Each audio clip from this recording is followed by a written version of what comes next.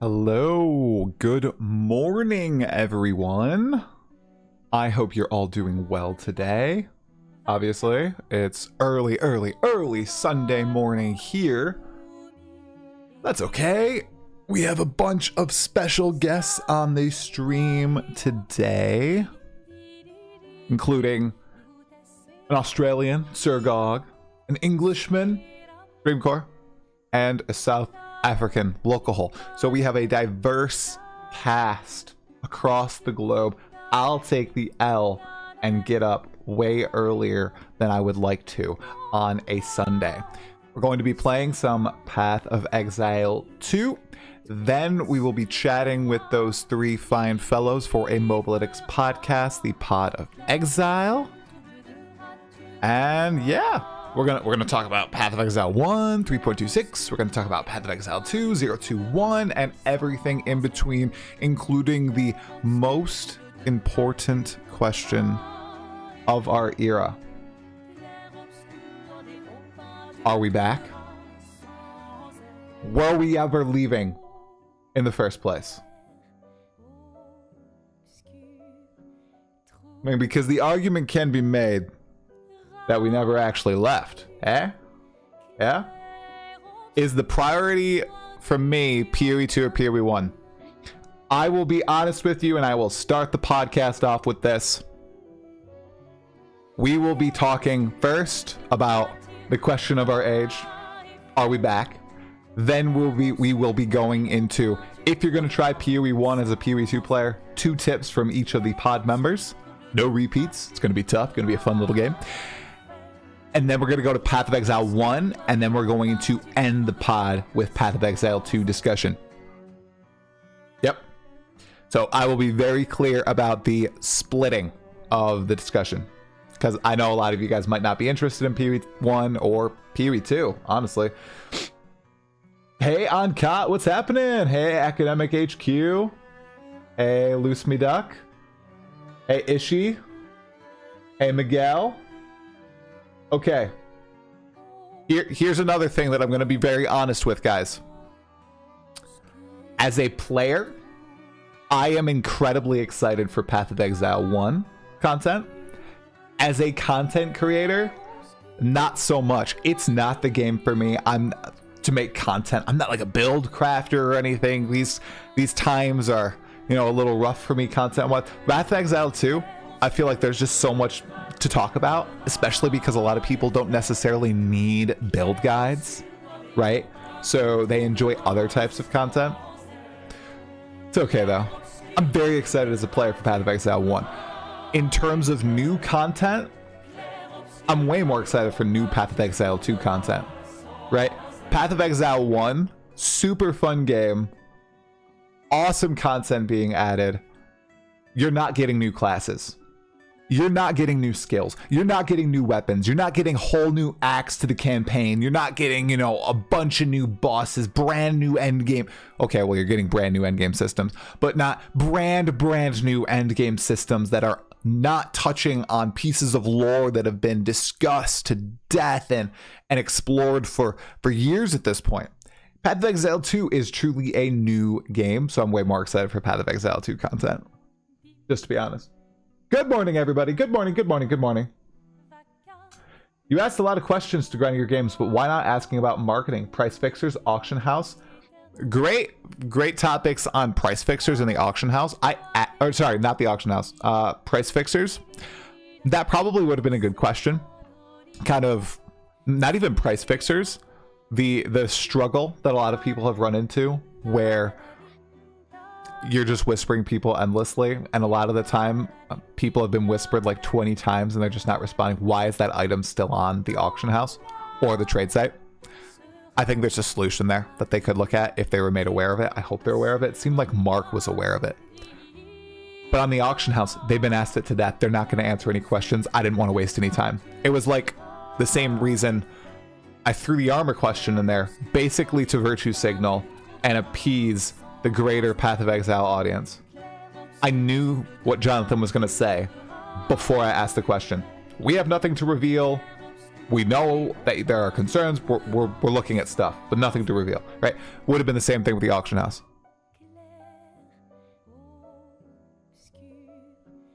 Totally sharing that thoughts, but oh lord, I wasn't hyped that much for PoE 1 since a year. Well, I think there's a reason you haven't been hyped for Path of Exile 1 since a year. Maybe there's a specific reason why. Good morning, Ultra Turk. Oh, thank you, Lutek McDuck. Why am I up? Because I have people in different time zones that I want to make sure can hop on the podcast.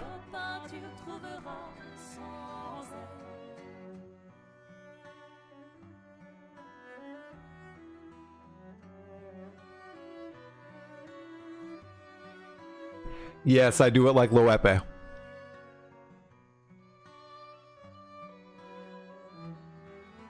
I think that's what I'm going to do, Palisas. I think I'm going to do that sort of thing, but I'm also doing the Path of Exile, so it's going to be a little fun docu-series. Yeah, Ultra Turk, I'm loving the new Path of Exile 2 patch. I've actually been playing Path of Exile 2 in my free time on my Mercenary, and Mercenary is pretty dang fun, guys. I didn't realize how fun crossbows were.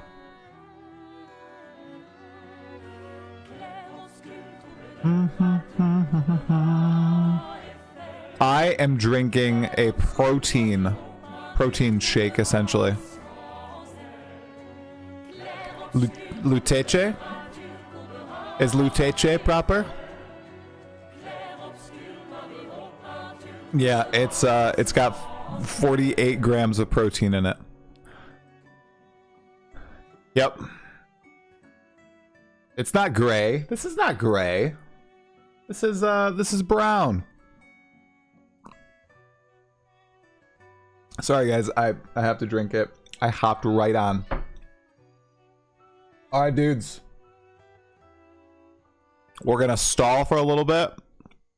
Let people get into the chat for the podcast. The podcast is in about 50 minutes. Okay. Alright. So we are going to hop right into Path of Exile 2. Uteche McDuck, thank you so much for the prime, man.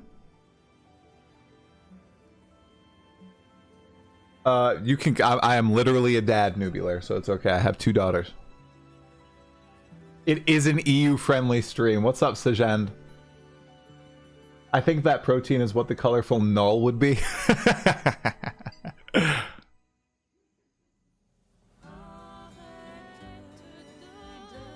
Doesn't taste the greatest, guys. I won't lie.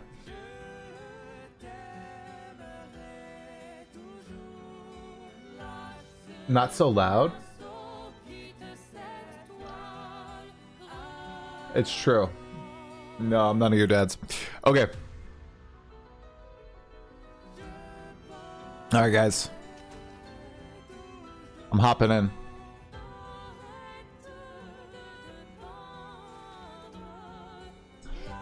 Alright, dudes. Guess what we're gonna do? We're gonna play some Path of Exile 2.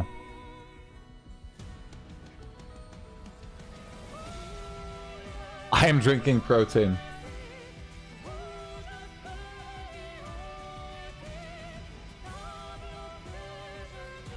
How much dust diluted into water?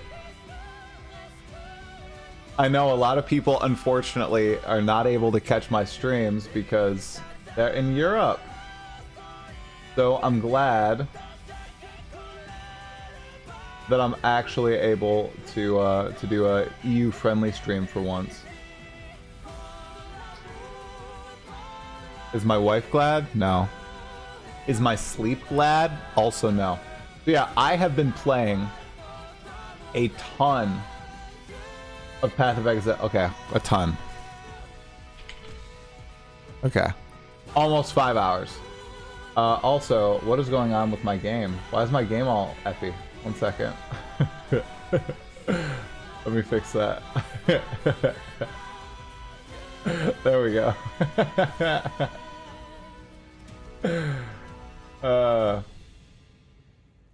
Alright. All right, so I've been playing a ton, but I've been playing a good chunk, right? You know, for someone who doesn't have a lot of time. I've actually done the campaign probably up to this point in about 2 hours 20 minutes, but I left my game on for a few hours earlier in the week. So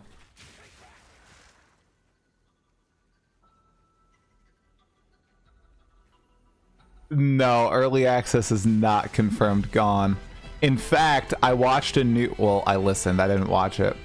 I listened to a new interview with Mark Roberts and Destin, mostly about, it's not even about Path of Exile 1 or Path of Exile 2. It's mostly about just working at grinding your games. It's the kind of interview I wish I could conduct, but I know that I couldn't conduct it because people would get pissed at me if I didn't ask like important questions related to the game. But it was really good. And he tried to like say, yeah, so early access is ending in December, right? And Mark's like, I'm not getting caught out by that, dudes. That's not confirmed. You're not getting me here. Do do do do do do. Oh, you listened to that pod? Yeah, it was really, really good. It was really good. I really enjoyed it. Now, I haven't upgraded my crossbow since like literally Act 1 because I found a really good crossbow. I can show it to you guys. Look at that. Look at that crossbow. That's pretty beefy. I haven't made an Expedition 33 YouTube video. Well, yeah, bro. Crumble Brain. Of course Mark took blame for it as well. Literally, Jonathan fell on his sword. He gets all the hate now. All the hate. And, okay. I was going to say very little of the praise, but plenty of people praise him. He gets all the hate about Path of Exile 1 and Path of Exile 2. Everything is his fault in the people who dislike the games or are angry about the games. He is literally just falling on his sword. Exactly what Mark said. Jonathan is just falling on his sword. It's as simple as that. He's falling on his sword when, of course, it's not just Jonathan's fault. Like, they as a studio made these decisions. Right? They all made the decisions together. It wasn't just Jonathan saying, you know what, Path of Exile 2 is my little baby. Screw Path of Exile 1. It was everybody working in unison, everybody talking about this. I know we like to attribute, you know, some people to be like basically dictators, but I don't think that's how it works in the actual workplace a lot of the times. It was like an hour long. The interview was good. It was nice, happy, chill, you know. They just like went over stuff that was revealed. It was good though.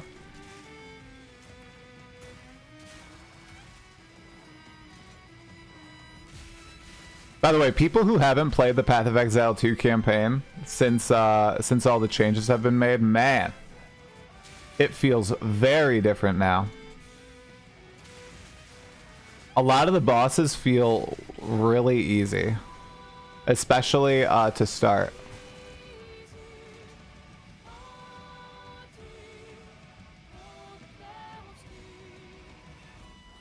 GGG is always no better than the last patch. You know what? Mark also said something that was pretty wild to me in that interview with Destin, guys. He was like, you know, this 11-month cycle for Path of Exile 1 obviously is terrible, but it's an anomaly. And they're fixing it immediately, right? They have the plan, they're gonna fix it. They've only slipped up this one time in the 3 to 4 month league cycle in their like 13 years of development. And everybody like crucified though. I actually can't believe it. It was like a complete crucifix. Well, not everybody, obviously. Resident Glazer checking in here. But like everybody just almost forgot everything they had done before and treated them like one of the worst developers of all time. It's actually kind of wild. Alright, I'm not looking at chat because I don't want to die. That would be embarrassing.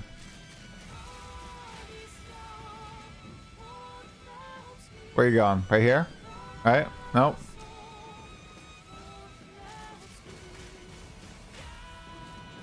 Oh. Oh, this Claire Obscure music is just insanity.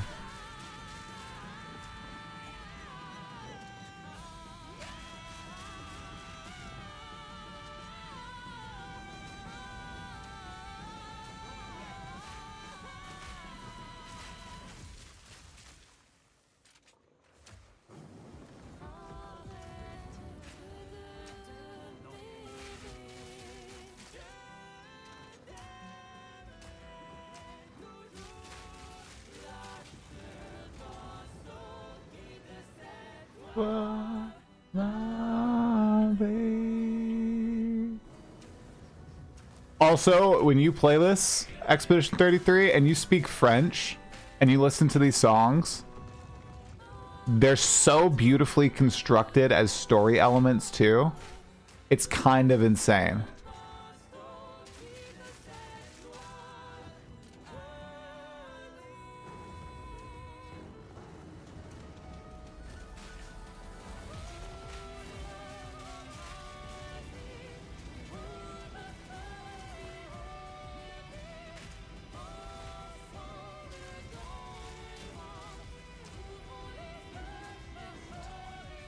I'm gonna be so sad with the Path of Exile 1 boss fights in the campaign when I play it this week.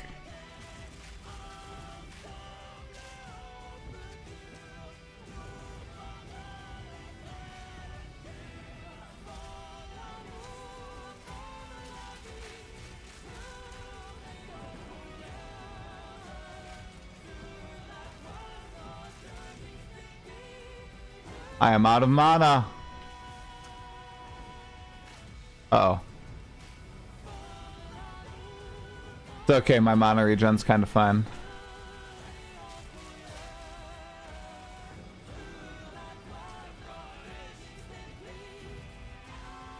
That was almost bad though.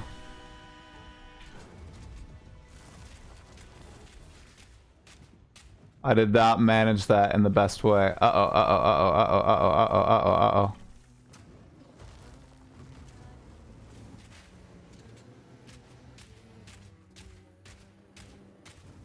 Ah! Where'd he go? Where'd he go? Don't leap at me. Oh, you bum. You keep flying in the air and dodging all of my stuff. Come on. No! All right, there we go. We really need a better crossbow. This wouldn't be that hard if I had a better crossbow. All right. Into the sanctum we go. All right. We did an Expedition 33 inspired league in PoE 2. Oh yeah. Oh yeah. Yep. Banger in French, I approve. Yeah, I read all the lyrics. It's really good. I'm French and it's Charibia for most part. What's Charabia? Charabia? As I'm taking a break from PoE 2 while getting hyped for PoE 1 League, I feel the blessing of enjoying both games. 100%. That's the way to do it, bro. It's the expectation. I'm not expecting those who are vitriolic. The fact they managed that schedule for 13 years and slipped up this time, people just took all that success for granted. Yeah. Twice. Crucible was also extended. It was in 19 weeks. What is that? 16. So almost 5 months.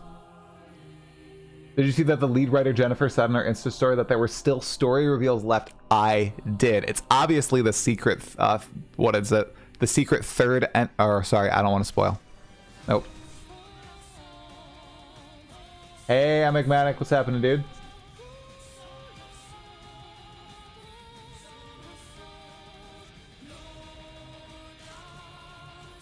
Do I have an idea of what build I'm starting? I kind of want to do a self-cast build. Maybe an Elementalist. Or maybe I'll do something really weird. Like Cleave or Reave or something like that. I don't know. Yeah, the new unique crossbow looks awesome. This Titan feels horrible to play. Well, it's not necessarily... I'm not high enough level. It's not necessarily that Titan feels bad to play. I think it's that a lot of people don't like the way that spears, haha, that crossbows feel. Crossbows, wow, I can't think today. Maces feel. This podcast is going to go so well. Maces just feel, you know, still a little slow in the end game for a lot of people. So that's not necessarily like the Titan. It's just that weapon that they're supposed to use, right?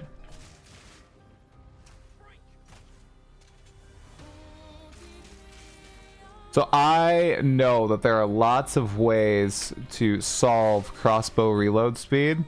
That's the only thing that feels a tiny bit bad. When your crossbow doesn't take out a whole pack.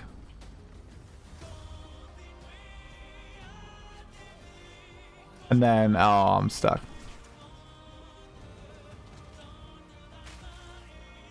And then you have to reload. Titan, just do crossbows. I have played Rage Vortex before, and it was a super fun character. I played that in the Forbidden Sanctum League. Giga strong character. Yeah, I know it's self-explanatory. I don't know what spell I'd play, though. Maybe Ball Lightning? Ball Lightning sounds fun. Maybe, like, Ball Lightning of Orbiting or something like that. I'm not sure how good that'll be. But that sounds kind of fun. I don't really plan beforehand, if I'm totally honest. I don't really watch any build videos. I don't really make a lot of stuff like beforehand. I wing it most of the time and just go based on vibes, and that has served me decently well in Path of Exile 1. It super has in Path of Exile 2.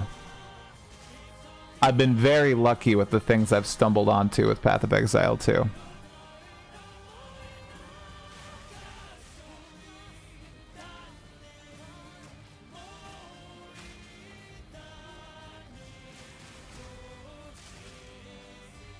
I'm very lucky in this game.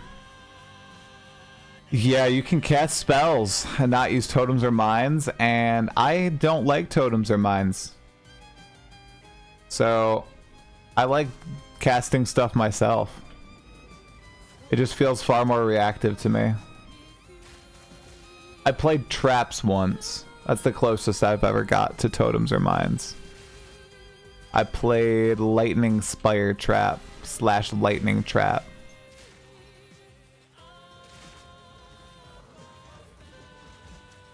Just to put it out there, your question exchange with Jonathan about all skills being able to be main for a character was amazing. I love their reflection as this in PoE 2. Oh, thank you. Yeah, I liked... I think he was really thoughtful about all the questions.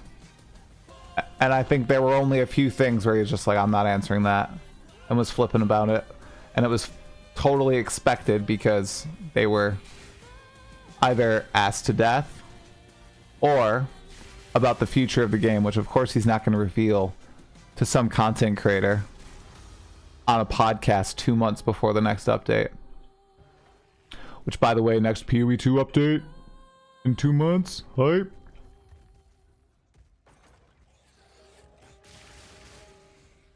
Pretty cool. Thank you, Luteche. I'm just gonna guess that your name is said Luteche. Or Lutiche. I don't even know. Thank you. Yeah, I'm glad that it's brighter after that interview. I thought it was really good. I'm pretty excited. Wow. I must have just crit and annihilated those guys. Well, they hit hard. They hit hard. Oh no, I'm caught.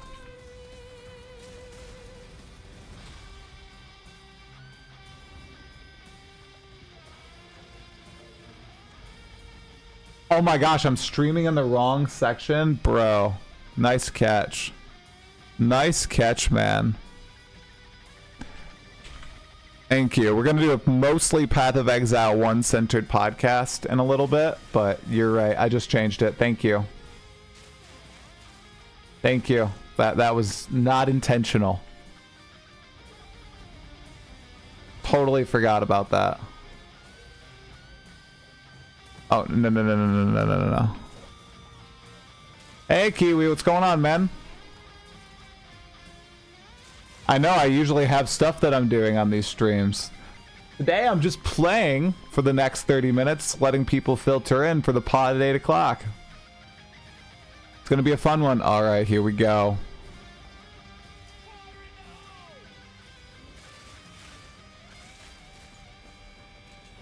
I'm playing my mercenary. I really like the merc. I'm like doing a new campaign experience in SSF in PoE 2. And I want to play it at endgame. Hey, Jaden, what's happening? I timed it perfectly. I expect to get my butt absolutely kicked by this guy.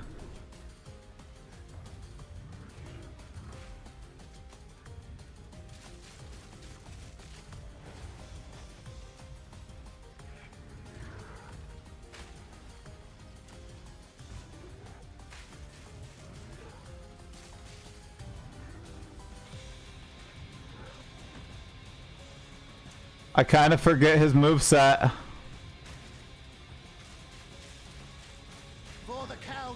Oh, thank you for the sub, my friend. I'll look at your name after. I don't want to die.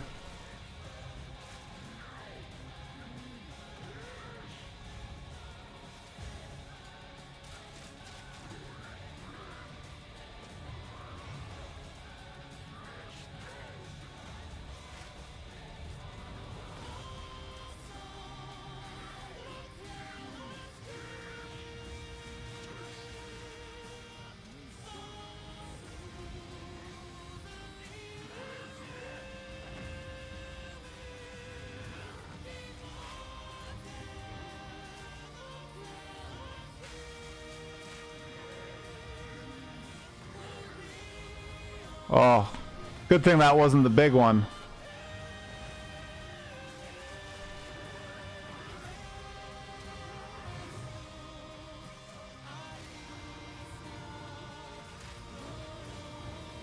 No!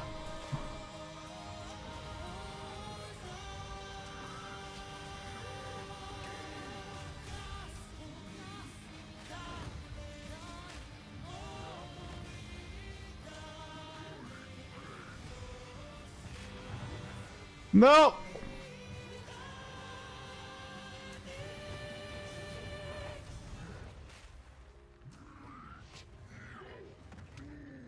Oh my gosh!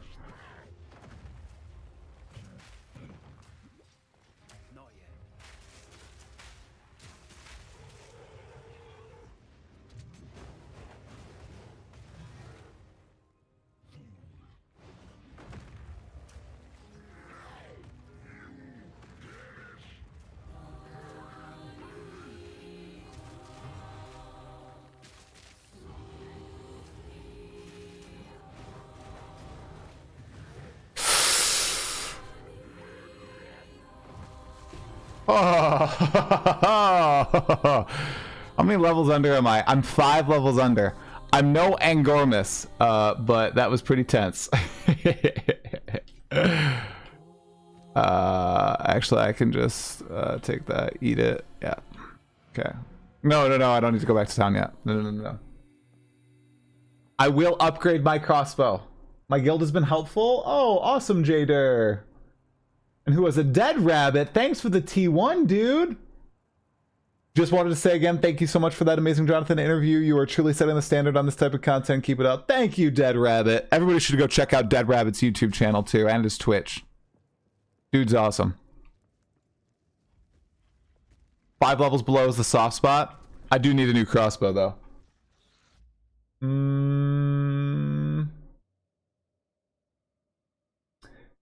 I need a better weapon. I'll get it. I wasn't struggling, guys. Come on. Obviously, I'm just, you know, intentionally sandbagging myself. Of course. All intentional, guys. The music stopped during the fight. That really pissed me off. That actually made me angrier than anything else. Yeah, tank top try definitely would have one shot. I want to wear a tank top, but I put on this instead. My game has sound, it's just very low, right? Like, you can almost not hear it.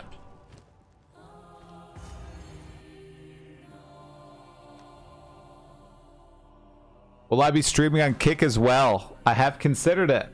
However, I believe my internet is not good enough to do the triple stream. The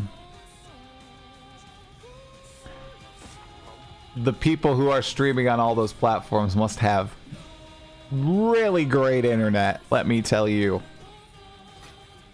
Because oh!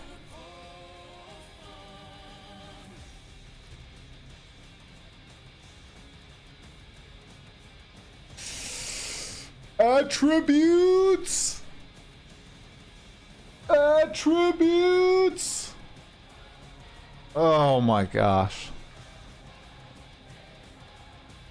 You would advise streaming against you'd advise against streaming and Kick. It's not like I'm gonna do content that you would I don't know, that some of the bigger names are doing on Kick. How about that? That would be quite the turn. That would be a turn for tank top try, okay? Which isn't happening.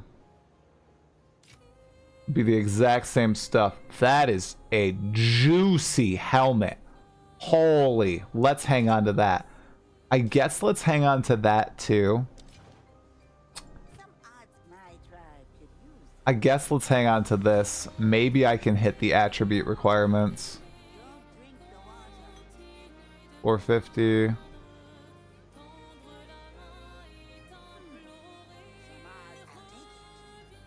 Okay.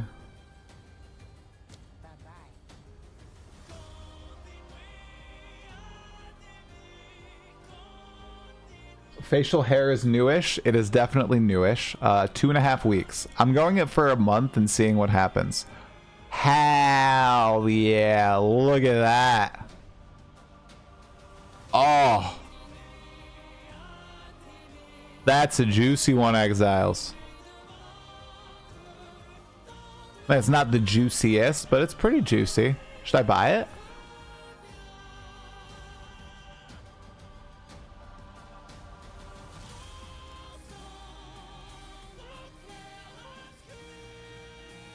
Should I buy it?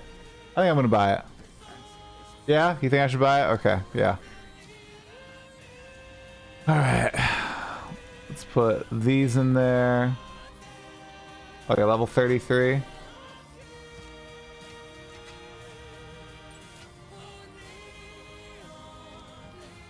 I'm still not high enough level. That's hilarious.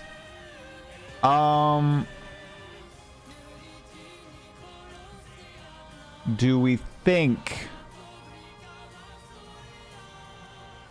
we have enough time? I think to try the Trial of Chaos. Yeah, we do. Yeah. We good. Oh, but I don't have it open on my map yet. I gotta find it. All right.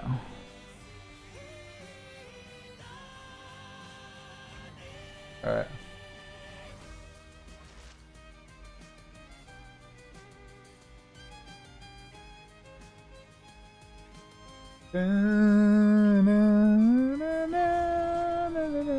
Okay. I'm so close to that new sexy crossbow, guys.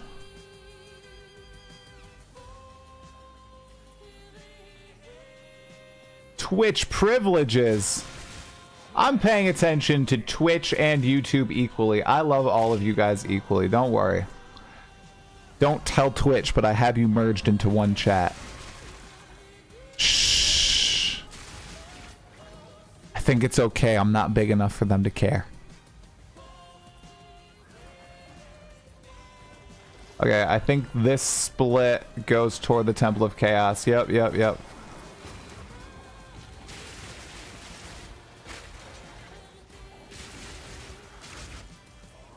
Hence crossbow. Increased bolt speed.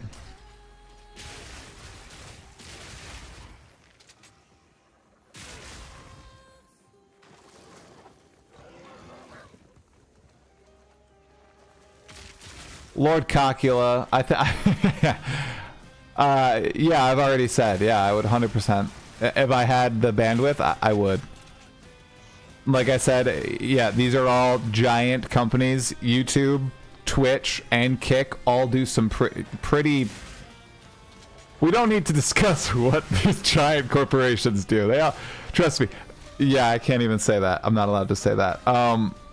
Not even for this, for my actual IRL job.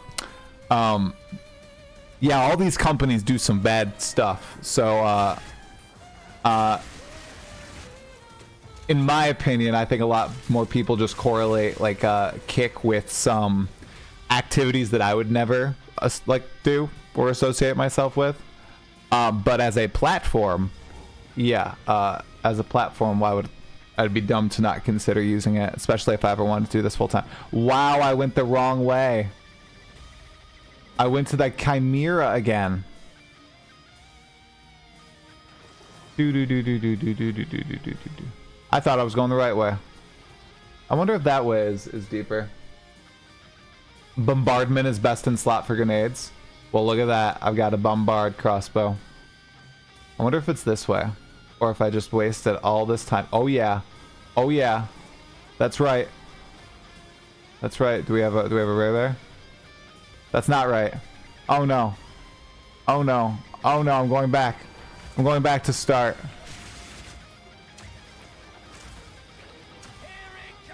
Ah!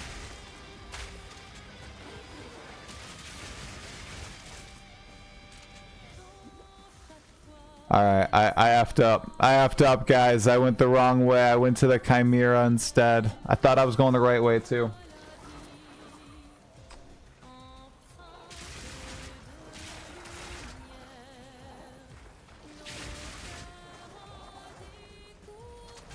One thing that I don't like about crossbows, and maybe it's because I'm a bad player, and of course it's going to do this, but that it stops your reload when you dodge. And I unnecessarily dodge a lot. So it's teaching me to be a lot more careful with when I dodge.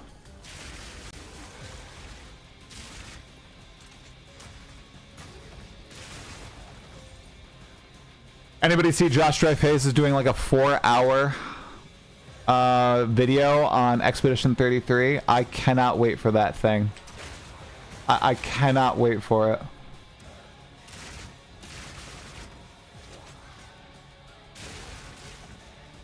It's gonna be so good. And I know I will make a video on it eventually. Know that I love it.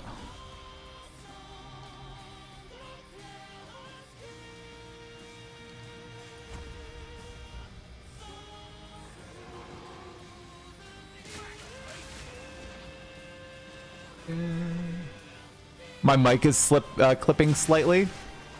I think that's because I just have the gain turned way up. Because I yell and I noticed it was peaking during my streams. So I just have the gain turned way up. So I just need to make sure I'm talking directly into it. Otherwise it's gonna clip.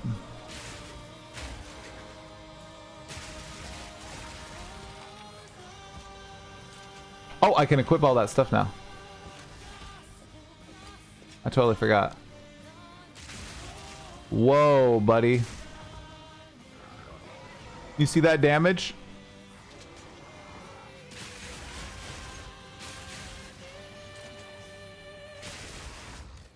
some pretty giga damage there.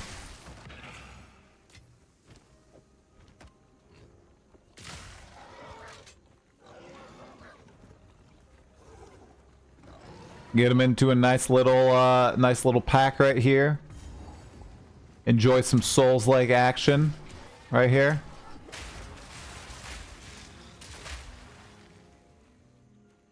All right, what are we at? 17 minutes Trial of Chaos. Totally.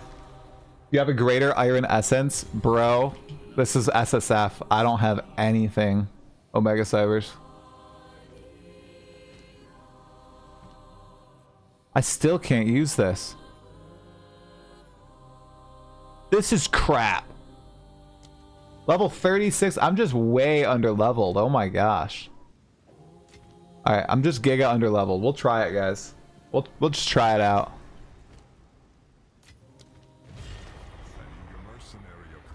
Chat, which is Citadel's Weathered Fragment? Weathered Fragment is Doriani, right? WTF is an Iron Essence. Do you mean Torment? I'm guessing that's what Omega Cybers means.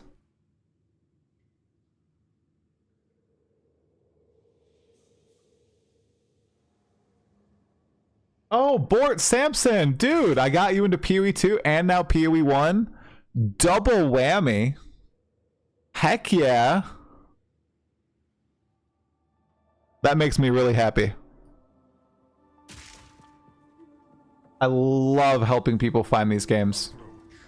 I literally found these games. Wow, that is a giga ring. Oh my gosh, it's an actually good reward from Trial of Chaos. Oh my god, I'm totally effed. What? Oh, no, no, no, no.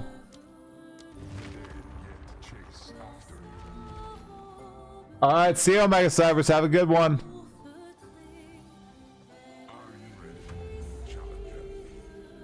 The physical ring isn't bad. Oh, crap.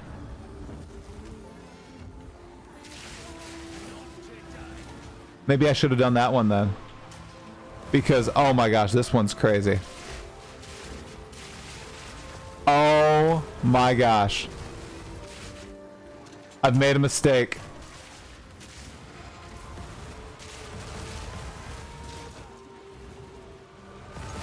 Oh my god. What is this? What is this? What is this? What is this crap? Oh, I can get him. No, I can't get him. No! You... Bro.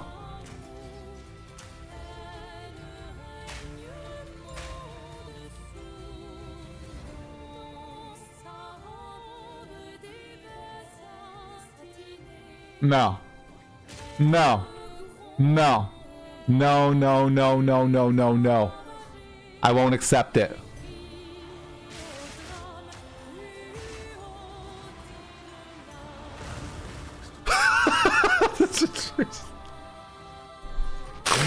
How long do I have? 13 minutes?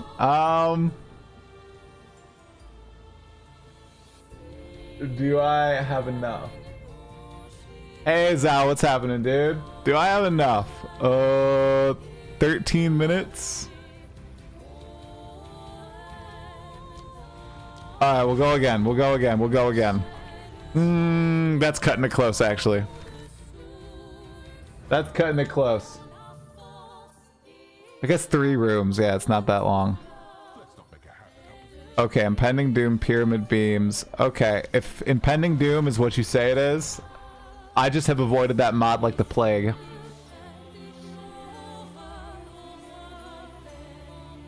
No, the ring isn't lost. It's the same reward every time, bro.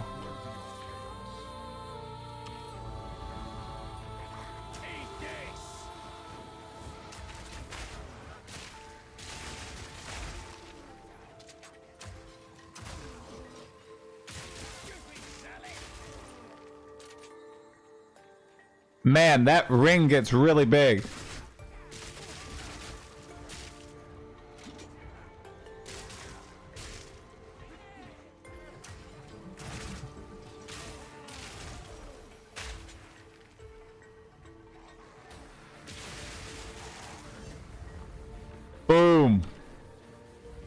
Easy. My mic is peaking. Really, it's still peaking. Am I yelling that much? One sec. I have the gain turned. Wait. Yeah, I have the gain. What the? I think I have the gain basically maxed. And it's still peaking? No way. Something's off with my voice.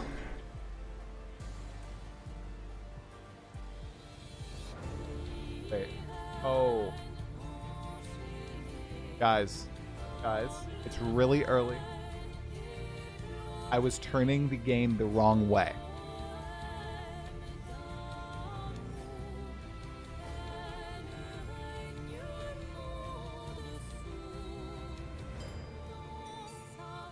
Really early, guys, okay? I was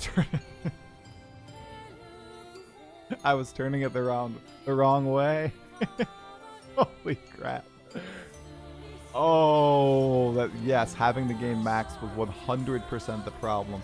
Well, this is not great here. Okay, we'll do Ellie Res. Oh my gosh, I cannot believe I was turning it the wrong way, guys. Dudes. Wow.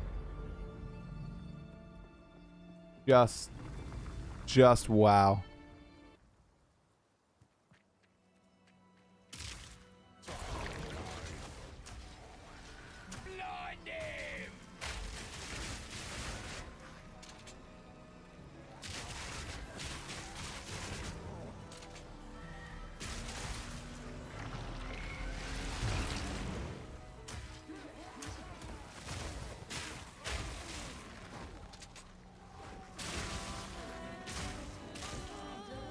Tactician is pretty cool.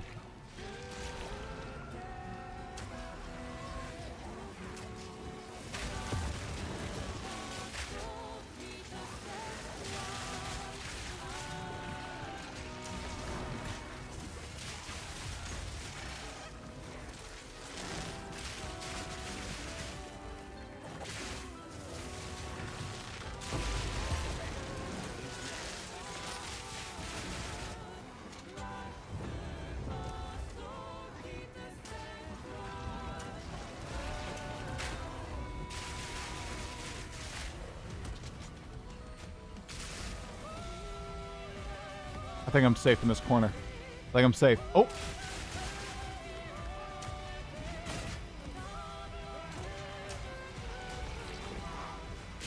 Well, not these guys. Not these guys. I don't like these guys. Not a Triceratops.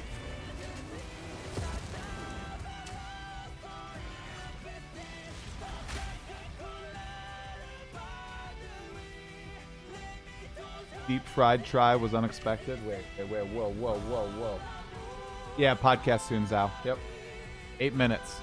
8 minutes.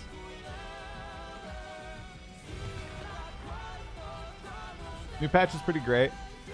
I played a little bit of endgame, but I am leveling a mercenary through. So I'm getting to experience the full campaign and everything. Oh, God. Oh, God. Let's be toxic, everybody.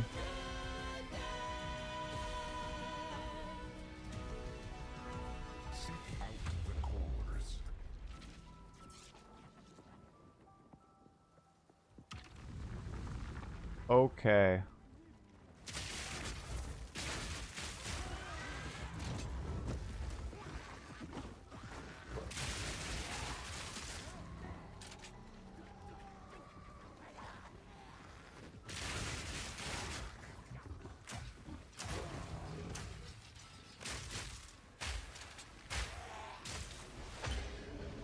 Run. Where's that ring?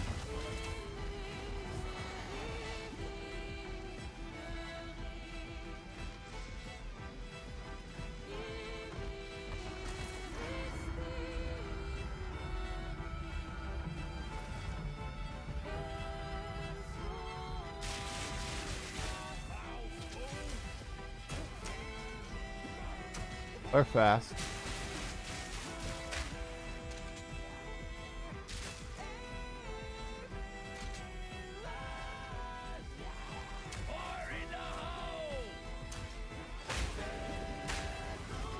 Run, run, run, run. Run, run, run, run. It's totally fine.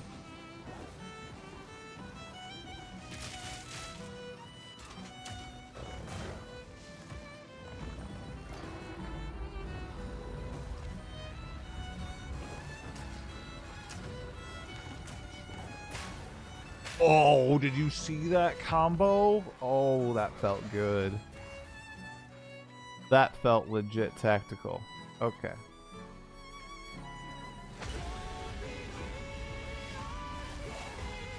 Oh, perfect ring placement.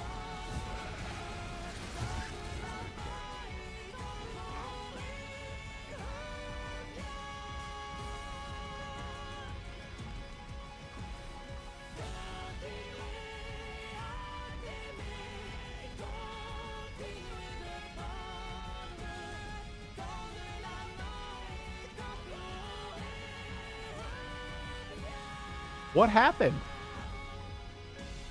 Is there a mechanic I don't know about? Did I take too long? I legit don't know how I died. Does anybody know how I died? The ring was over there. Okay. Are there more than 2 rings? I wasn't in a ring. It looked like I got exploded. I went from 100 to 0, Lolcohol. I just picked up that other crystal. Oh yeah, we need a clip. Well,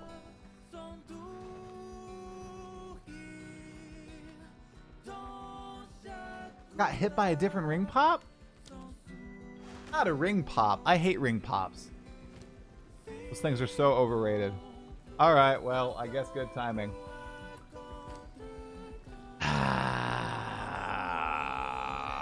GGG. Fix your game, GG. Oh my goodness. Come on.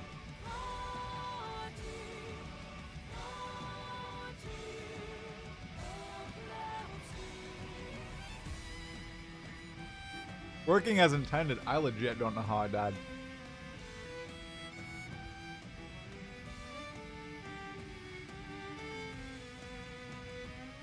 Wow, Lake Serpent. Congratulations.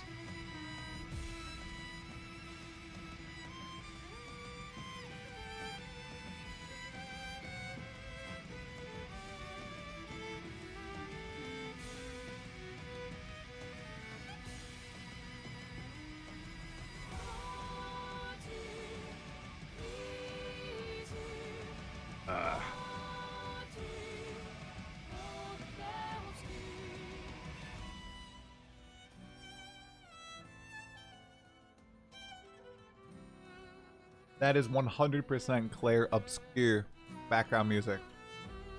Una vie a Tamir. I don't know how to say that.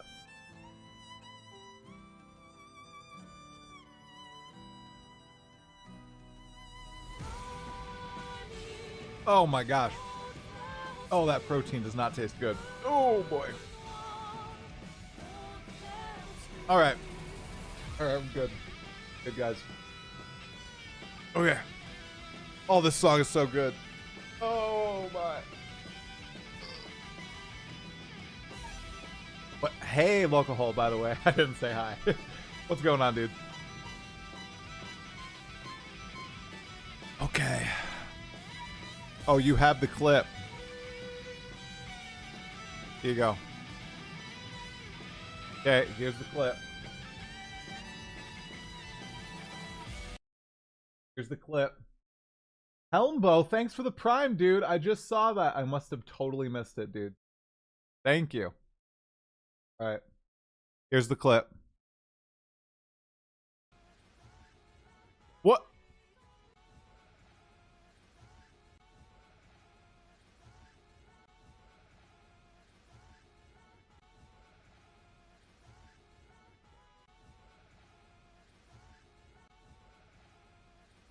What? It crossed the water and didn't appear here?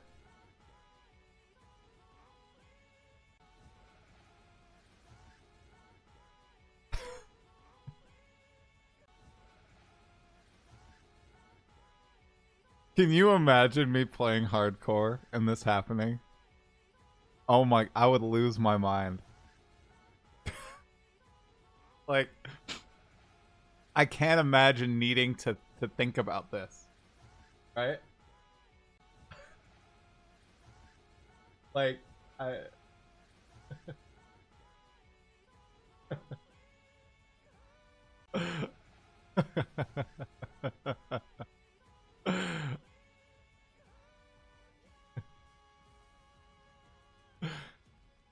I'm totally gonna make this a YouTube short.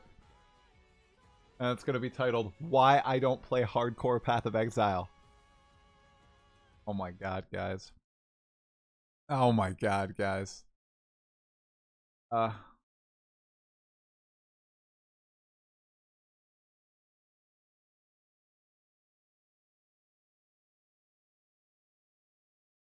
I gotta carve everybody out, guys. So it's just gonna be a little bit. Alright. Yeah, the game needed to help me meet the pod deadline. Probably true. Alright. I'm gonna unveil our new screen. Ready, guys? Ready for the hype? Okay. 3, 2. I need to put my hand on the mouse. 1. Bam. Ooh. Ooh. Ooh. Oh, that's clean. Oh, that's clean. Wow. Wow. Wow. That's clean. Holy crap. What's the difference? Oh, bro, I don't have the old overlay. Oh, I can't. Ah, crap, I can't show you the difference. Purple's good. All right. And since he's in the chat, I'll shout him out on the pod too, of course. Dreamcore came up with, what can we call it? Can we call it like the jank design for this? And then someone from Mobalytics hit us up with the high def, the 4K design. Pretty awesome. Why are you always at the bottom of the podcast? Bro, you're on the bottom with me. Come on. Come on, it's fun. Right? Okay. I'm bottom right. So.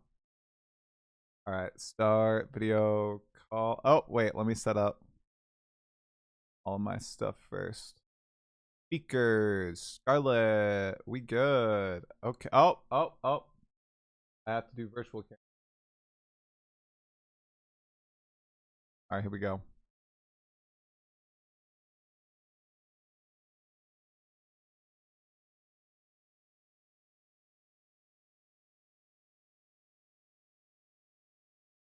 Our new.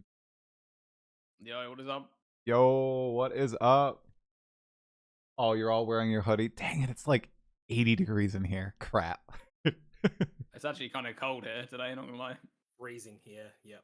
Really? Okay. Yeah, cold here too. Well, I'll put it on in a second. Dang it. All right. Who do I want to do first? We'll do Dreamcore first. I'm going to center Dreamcore like I've never centered him before. It's going to be so...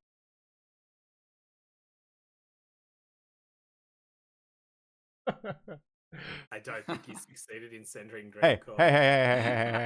Hey. We'll center him. We got him here. Someone just hit Dreamcore with a Varlob there, I think. Alright, I'll turn you guys up too. I guess you be quiet. Okay. That overlay is looking really nice. Dude, doesn't it look smooth? It's great, yeah. Yeah, it's really good. That's way better than I thought it would look. It's great. Almost centered. Want your head on the over the M. Oh, like center to me. Okay, I think it's centered. I'm not a graphic designer. I'm pretty bad at this. Go. That will do, dude. That will do. Oh, I just need a little bit. Good. Yeah, that's good. Awesome. All right, first one done. Lit. All right, who is that? Camera guest one. I did had a new obs thing, so I have to read everything again. This. Nope, not that. Leaked DMs. Oh my gosh. Yeah, all the shit talking we do, guys. All right, we'll do Sirgog next. Lolcohol, are you talking, dude? I didn't hear you. No, I'm Oh. not talking yet. Okay, cool. I'm just chilling. All right, I just wanted to make sure. Yeah.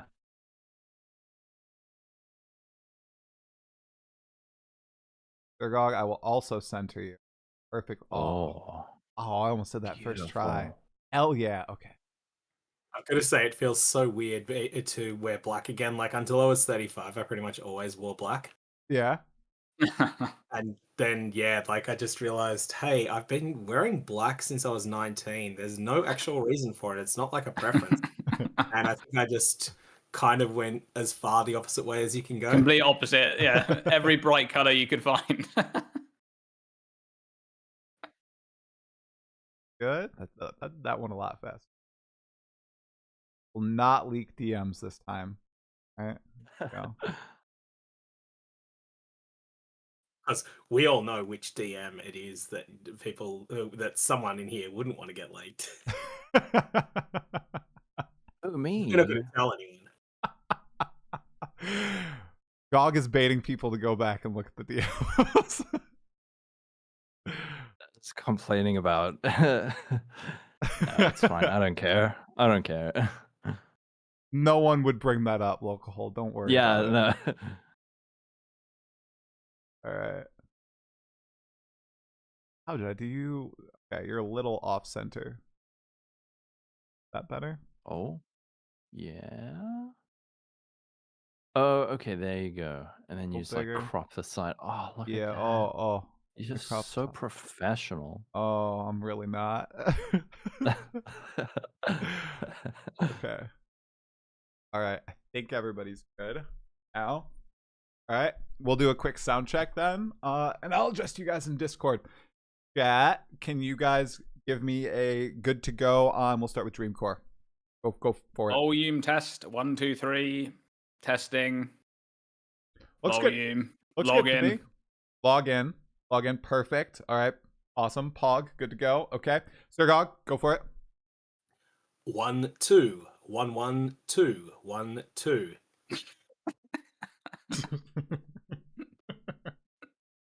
Why no 3? What the hell? Okay, if you want something else, I can do a seagull noise.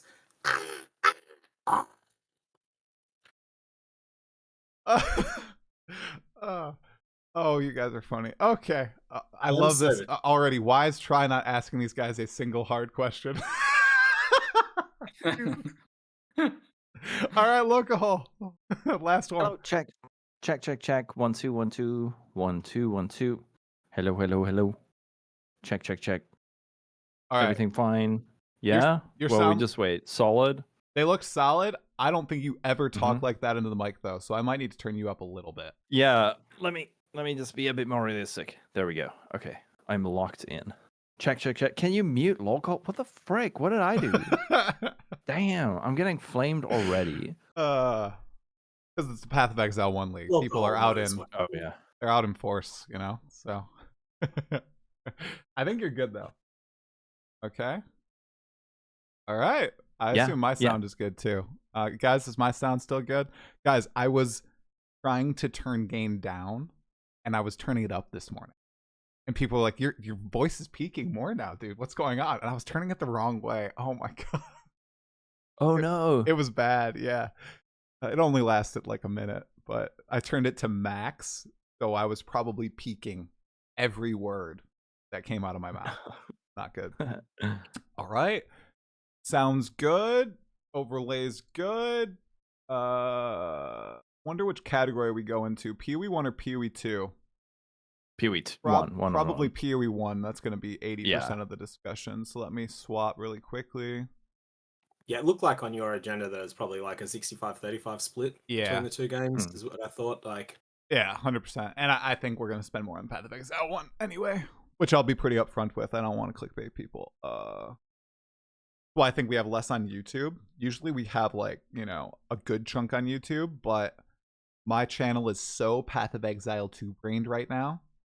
Like, I'm out of the Yeah. PoE 1 algorithm. It's just like, screw you, okay? I don't give a crap about your PoE 1 content. We're not showing you to anybody. Okay.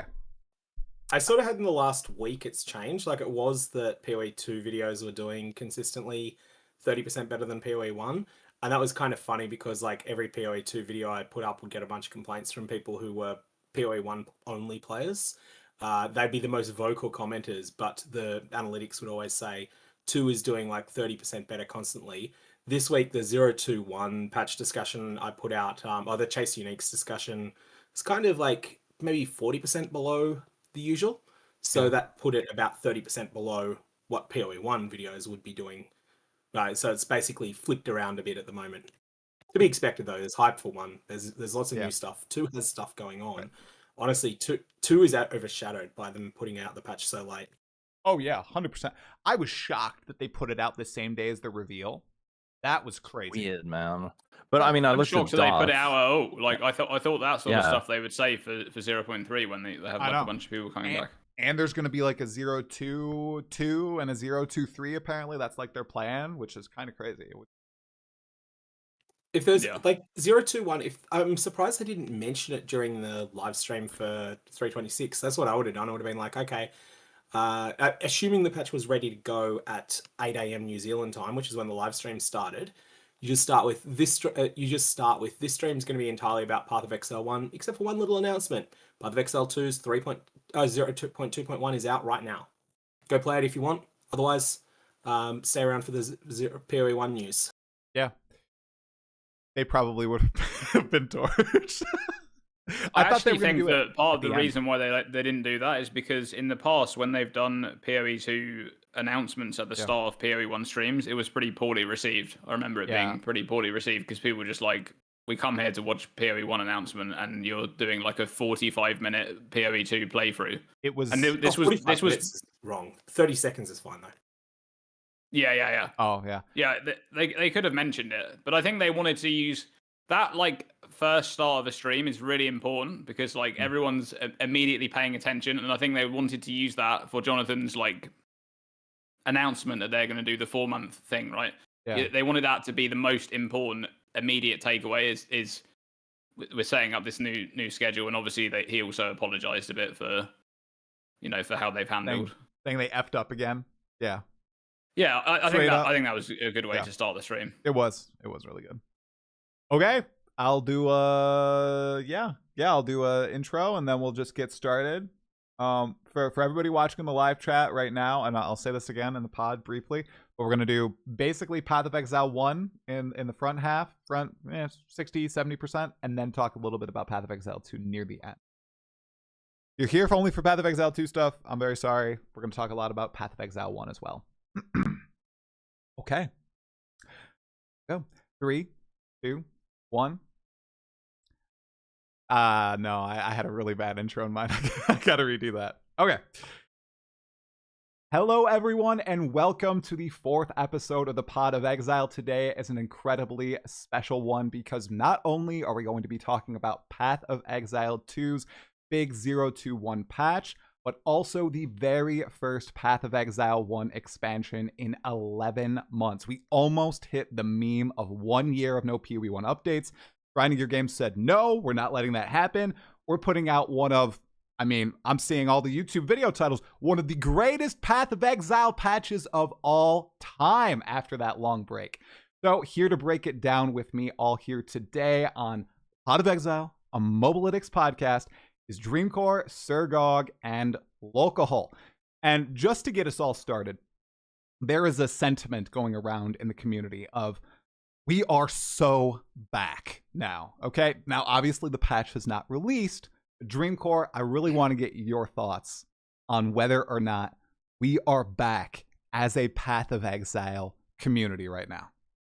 I think we are.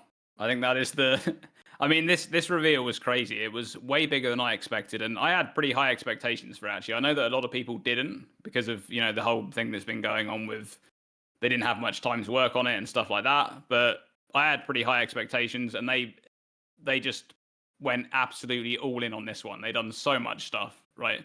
There's the endgame expansion, which I was a little bit concerned was going to like rework the Atlas tree and stuff like that. It's not. It's just being added on top. We got a completely new league mechanic with mercenaries, which just looks completely crazy, especially in terms of buildcraft. That looks crazy. There's the reworked betrayal. There's King's March going core. Tons of quality of life, balance changes, ascendancy additions. I mean, there's just like what more could you want, right? As a PoE 1 fan who has missed the game for so long, like this was the big reveal, the big update that you've been waiting for, right? So yeah, this is and obviously, like I said earlier, this was before the podcast started, so they confirmed they're going back to 4-month, releases for both games. Now, we don't know yet if they can actually meet that. It's going to have to be proven, right? It is a difficult task. They've already said that they've struggled getting into that whole thing, but I'm pretty confident they'll be able to do that. So that, yeah, huge reveal. Excited to play PoE 1. And I think we are indeed back. Yeah, and to be fair, I have not seen really anybody complaining, which is refreshing in the Path of Exile community right now. I'm not even joking. Since the announcement, I have only seen positive comments on Path of Exile 1 videos. Now, Sirgog, I know you've put out quite a few PoE 1 videos so far. Is that the sentiment you're also seeing in the community? Like, are people really buzzed and hyped for this new update? Or are there some lurkers who are still upset that they haven't got a patch in 11 months? So on a scale from 0 to 10, where 10 is how hyped Dreamcore is, personally, I'm a 9 pending the Scarab additions to the patch notes. So that's me personally. Subject to change to 10 if the Scarab additions sound exciting, Scarab overhauls. And maybe even to drop to 8 if they sound really underwhelming. In terms of the response I've seen from the community, there's definitely a section that aren't in the sort of 6 to 10 range on that scale, but they seem to be a pretty small number of people. I think the real proof will be once we see how well they've actually pulled off the patch. Like, if the patch feels unfinished, I don't know how many people in the audience played when Synthesis League came out. Synthesis League ended up being a great league in the end, but it was terrible on day one because it was just unfinished. I think that would be the biggest downer at the moment. As long as they don't do that, I think we'll see a massive improvement in morale. All right, that sounds good. Now, Lolcohol, what are your thoughts on this? How are you feeling about this update? It's taking some time to settle in, almost. Yeah. I don't know if anyone else feels like that. Like, I'm excited, but Friday needs to come, and then I think it'll all just like hit at the same time. Just like, we haven't done this for so long.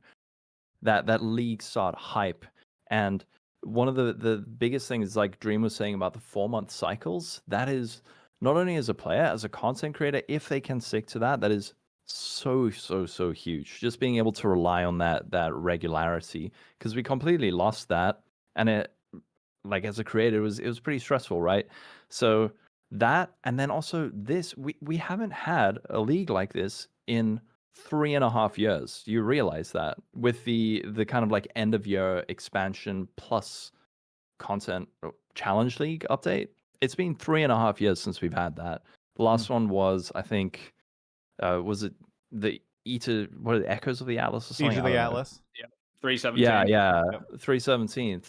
That's so long. So if they can get back into the 4-month cycle and then do like the big end of year expansion with the league, it'll feel like we're back in a golden age. Because I remember that feeling, man, when Maven came out during Ritual League, that was like the peak. And it felt like this is the best PoE has ever been. And I don't think it's ever quite got back up there. But now it feels like we're on the precipice of maybe a new golden age, the second golden age. Definitely. Platinum age, maybe? Yeah. A platinum age, is that what you said? Hopefully. Yeah, I think a lot of people are pretty excited about it. I have also seen, not Dreamcore, Sirgog, a small cadre of players who primarily play Path of Exile 2. And they're not too happy that Path of Exile 1 is now getting some love. But I have been just encouraging anyone who has tried Path of Exile 2, enjoyed it, and has said, oh, I'm not going to try Path of Exile 1, to actually give it a go. Because I know all of us here have been playing Path of Exile 1 for at least, I think, Dreamcore, you're the newest. Delirium League, I have played longer than you. That's crazy. Yeah, I'm the newest, yeah. Yeah, we've been playing for over 5 years at this point. Yeah, 5 years. And we all really enjoy it. And it's free to play. I would give it a go if you played PoE 2 and enjoyed it. The worst that can happen is you get hopelessly addicted to it and start making content on it. The second worst thing that can happen is you just play it for a few hours and decide, I don't like it. I'm gonna peace out. And if Path of Exile 2 players were to give this a go, before we dive into all the specifics of 3.26, I'm curious, do you guys have any tips for Path of Exile 2 only players giving PoE 1 a go for the first time? Sirgog, maybe we could start with you. Yeah, so my tip is that you will know whether you're someone that's success motivated or experience motivated in games, like whether you have more fun when you're succeeding or when you're struggling with content. And what you should do is, if you are experience motivated, start playing now, make a terrible build, just experiment with stuff. Then start over fresh when the new League Start comes out, but that time follow a guide. If you're someone that's more success motivated, then you should just start with the new League Start following a guide straight away. The reason I say this is because there's something really charming about that first playthrough where you're struggling. Like, I personally, the game was harder when I started, and I brickwalled about monster level 53. I just couldn't progress any further, was dying over and over again, couldn't get any better items, I don't think you're likely to brick wall until like maybe monster level 77, 78 content now. And then you will eventually hit a point where you can't progress if you're just playing a build that you just design yourself. But there is just that charm to that first playthrough. And because of the cyclic nature of PoE, you can then just start over. I love that. I absolutely love that. I put out a video saying, play blind your first time. Do it. Like, you're gonna hit a brick wall faster than you would in Path of Exile 2. But I agree with you, Sirgog. It was magical when I played for the first time, and I just played blind. It was in Blight, and I couldn't get past tier 6 maps. That's where I got brick walled. But then it was also right around the Conqueror's reset as well. Maybe I would have gotten farther. It was really, really fun. And it's definitely a different experience compared to Path of Exile 1 or Path of Exile 2. Dream, do you have any advice? I would echo that same thing. When I first played Path of Exile, I didn't follow a guide, and it was just a really interesting experience, because for me, I'm one of those players where if I enjoy something, I'll only then want to like look more into it and start like delving deeper into it, right? And it was a case of like, for me, it was I'm looking at wiki pages to see what the hell this is, and then there's like 3 other things. I'm like, what the hell is all that, right? And it just by the time I'm finished a day of playing, I've got loads of tabs open of just random stuff, right? But that first experience is fun, and I don't think if you follow a guide, like, it's not that you're going to have a bad experience. It's just that you're doing things and you don't necessarily know why you're doing them. You're just doing them because the guide says to like do this and do that, and then you end up with somewhat working build or however good it's gonna get to. And I think if you play from the start and just kind of do your own thing, right? You open the vendor, see what's going on there, take a look at the skills that you get offered from quests and things like that. It's a different experience, and it's your first experience of the game, right? Like you won't be able to have that first experience again. So yeah, I definitely recommend just going in and trying it. Okay. Awesome. Are we all going to echo the same sentiment? Lolcohol? No. What are your thoughts on it? I would say my best advice is to not worry about learning everything the first league, because it's not going to happen. Your first playthrough is you're going to be overwhelmed, and you're going to have a feeling of like, what is that? What is that? What is that? You don't have to understand everything. You don't have to know how every league mechanic works, how every crafting system works. Think of the game as like a long-term thing that if you get into it, maybe this league you'll try Expedition and Betrayal, and then next league you'll try 2 different league mechanics and a different build, and then if you enjoy the game over the course of 5 years, you might kind of know what's going on. but just enjoy what you are doing, and try to avoid getting to the mentality of worrying about what you're not doing. Just focus on what's fun and do that and enjoy it. Yeah, there's so many differences. And of all those, I'm just going to put it out there. If you're playing PoE 1 for the first time, don't sleep on the crafting bench. Okay, guys? All right? I slept on it my first 2 leagues. It is the most powerful tool. It's available immediately. If you don't know what I'm talking about, don't worry. There's a quest that introduces it to you. Use it all the time and abuse it, because you're not going to get it ever in Path of Exile 2, okay? Just use it in Path of Exile 1.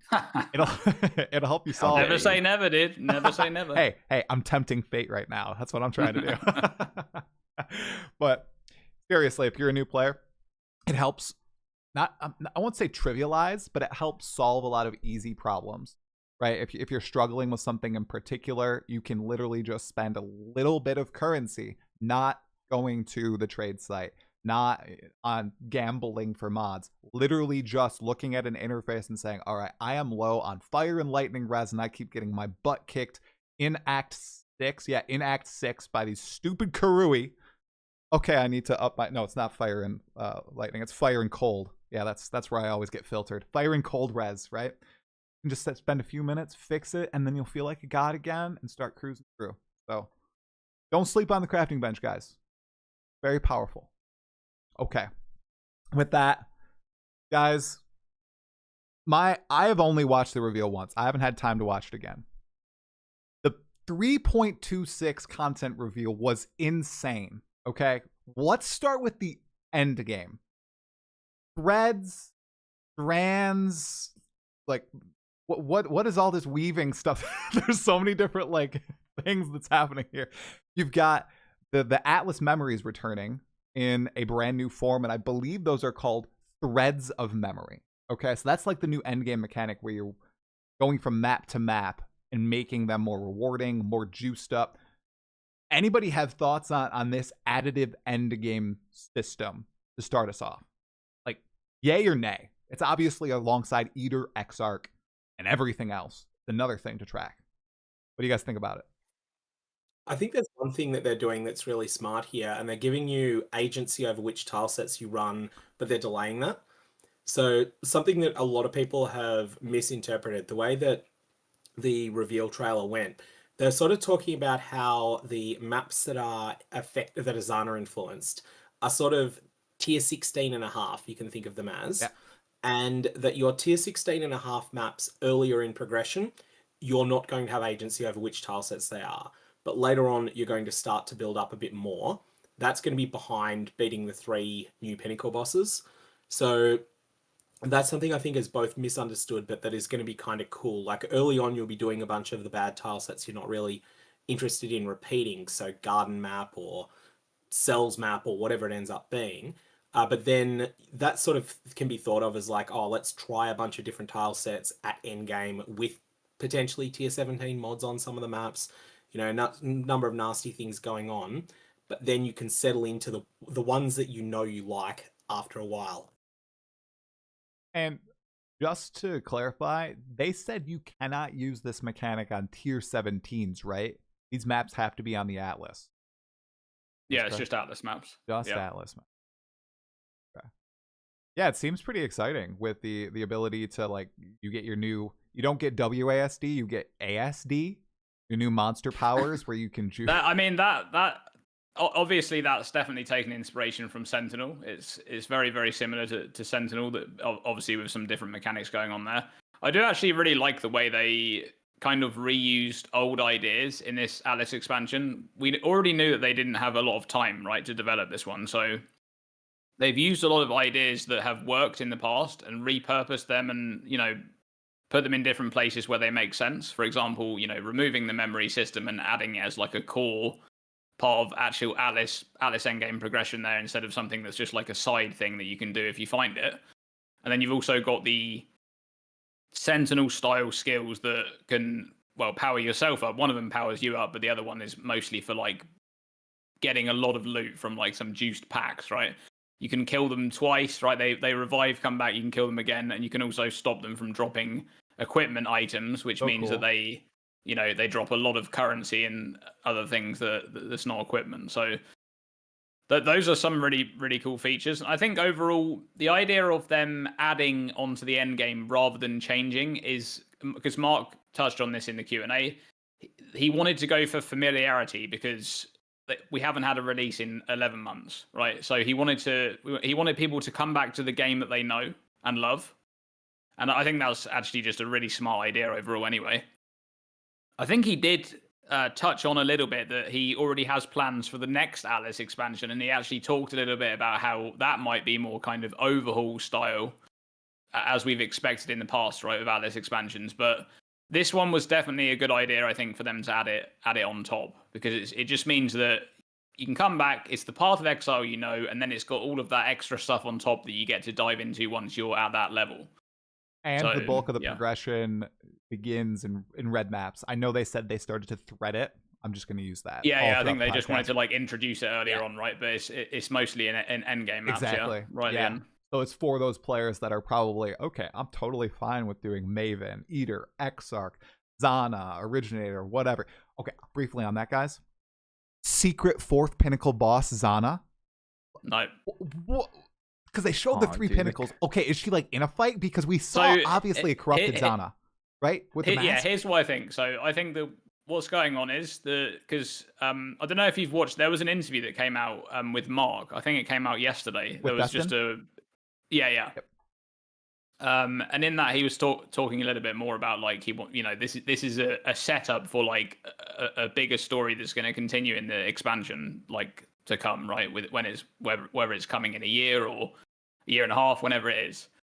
So I think what's going to happen in this expansion is, someone, presumably the originator, is like a puppet master.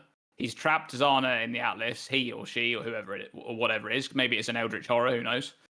It's trapped Zana and is exploiting her memories for whatever purpose, right? And we're reliving her memories that have been corrupted by whatever this thing is. So we have 3 pinnacle bosses that are all distortions of her memories. And I think that we end up finding out who the originator is in this expansion. I would probably say we don't, because I think they want to save that for the next one. But I don't think, Zana might be there and she's kind of corrupted and stuff, but I think that's going to be the next expansion after it. I think they're going to tease that. It's going to be like a carrot hanging in front of you, right? It's going to be there, but you just don't get to interact with it just yet, because, we've got the three pinnacle bosses that they touched on. So I think that's what we're going to have for this one. That's smart, tease us along a little bit. What did you guys think, Lolcohol? What did you think about the pinnacle bosses that we saw? Obviously, we saw all 3, first of all. Yeah. And I saw some familiar moves from some of them. Pretty cool. Mm-hmm. It definitely has that PoE 2 level of quality, doesn't it? Especially the camera panning out as you approach the boss. Dude, I love bossing. I love bossing so much. I'm really, really excited for these. Looks like a lot of, high octane ball dodging and that kind of stuff. So I saw the Arbiter of Ashes little circle ability on one of the bosses, but it was opposite. Yeah, that's the one that's in the one with the statue behind him. Mm-hmm. Yeah. I'll just give you the image. That is such a cool arena. That in Discord. It is. It's from the press kit. Oh yeah, some stuff in the press kit. Say again. Oh, are you sending me secrets? What secrets are you sending me? What I have the press kit. What's in the press kit? I've got the press kit. Let me have a look. I haven't even really looked at it. I've got the press kit too. Oh, grab it. It's called Information of Dread _gameplay 2. That's the image put up on screen. Ooh, okay, all right. We'll do some live capture here. 1 sec. Image. And add this source. is why I have some speculation about the pinnacle bosses that hasn't come up yet. Oh, shoot! Here we go. I think there might be a secret pinnacle boss, or secret pinnacle bosses, which are just Uber versions of the new pinnacle bosses. So they've mentioned that there's going to be normal versions. Now, the precedent for this is that many, many, many years ago, they released a boss they hyped a lot. This boss was called Atzari. Atzari was going to be a monster level 70 boss because that's where people were in endgame at the time. But they also secretly added in a level 80 version as well that we now know as Uber Atzari. And they didn't even talk about this until they put out an announcement when Uberatsu was finally killed, which I think from memory took 11 days because she was the hardest thing that's ever been added relative to player power at the time.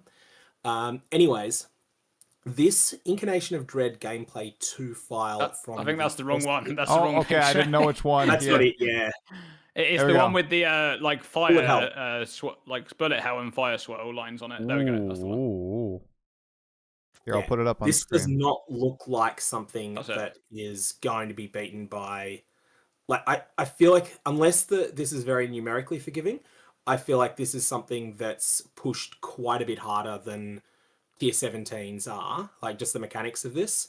And this feels like, I don't know if you've ever done an Uber Shaper fight where you have virtually no DPS, the fight goes on forever. This feels like the level of dodging that's involved in that. Rather than, and now, okay, it might be forgiving. It might be that you can take 6 of these hits and then the 7th one kills you on a typical endgame character. But if it's not, this looks like an Uber boss. Yeah, that's a lot of stuff on screen. Won't lie. That is a lot. Yeah. Watching is it level 20 Uber Elder from Havoc stresses me out, right? Like, that's amazing. That crazy. video and the bazooka that's more tanks, stuff on screen than Uber Elder. Explanation of it is so good as well. Yeah. Oh yeah. Oh my god. Oh, you might be right. I would be shocked if there's not some sort of Uber versions of all these, since we have Ubers for every other pinnacle boss in the game. I wouldn't put it behind Mark, to spend a few extra hours maybe on the weekend just going home and making some crazy versions of these fights. We also know they're being, of course, as you said, Dreamcore, really savvy with asset reuse, especially in this expansion. The Atlas threads have new bosses as well, such as Cirrus with brand new abilities and other stuff.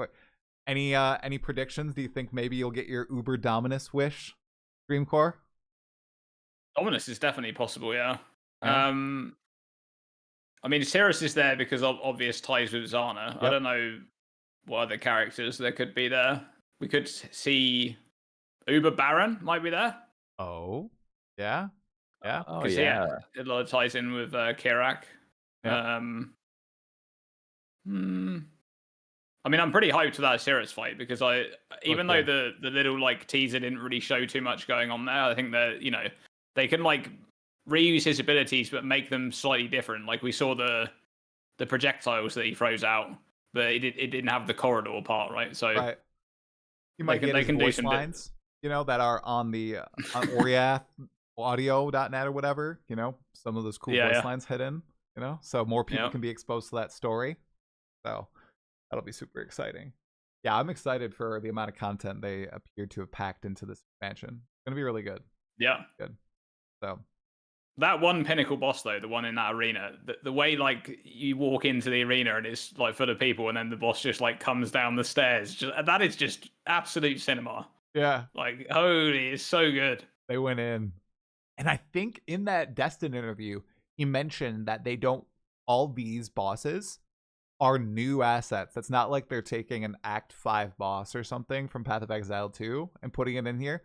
I think for the pinnacle bosses for PoE 1, they don't want to reuse anything. So they're unique creatures, even if they might have some overlapping abilities, which is also really... Yeah. I don't know if any GG people are watching, but please, if there is a secret hidden boss, and if it is Zana, please hide it from Name in Lights, because there will be riots if there is a Name in Lights. Ben is the first person to kill Zana, the revived or whatever. It'll be like, oh no. I mean, that's going to be, because I assume the boss race, like that's going to be for whatever boss the final boss is.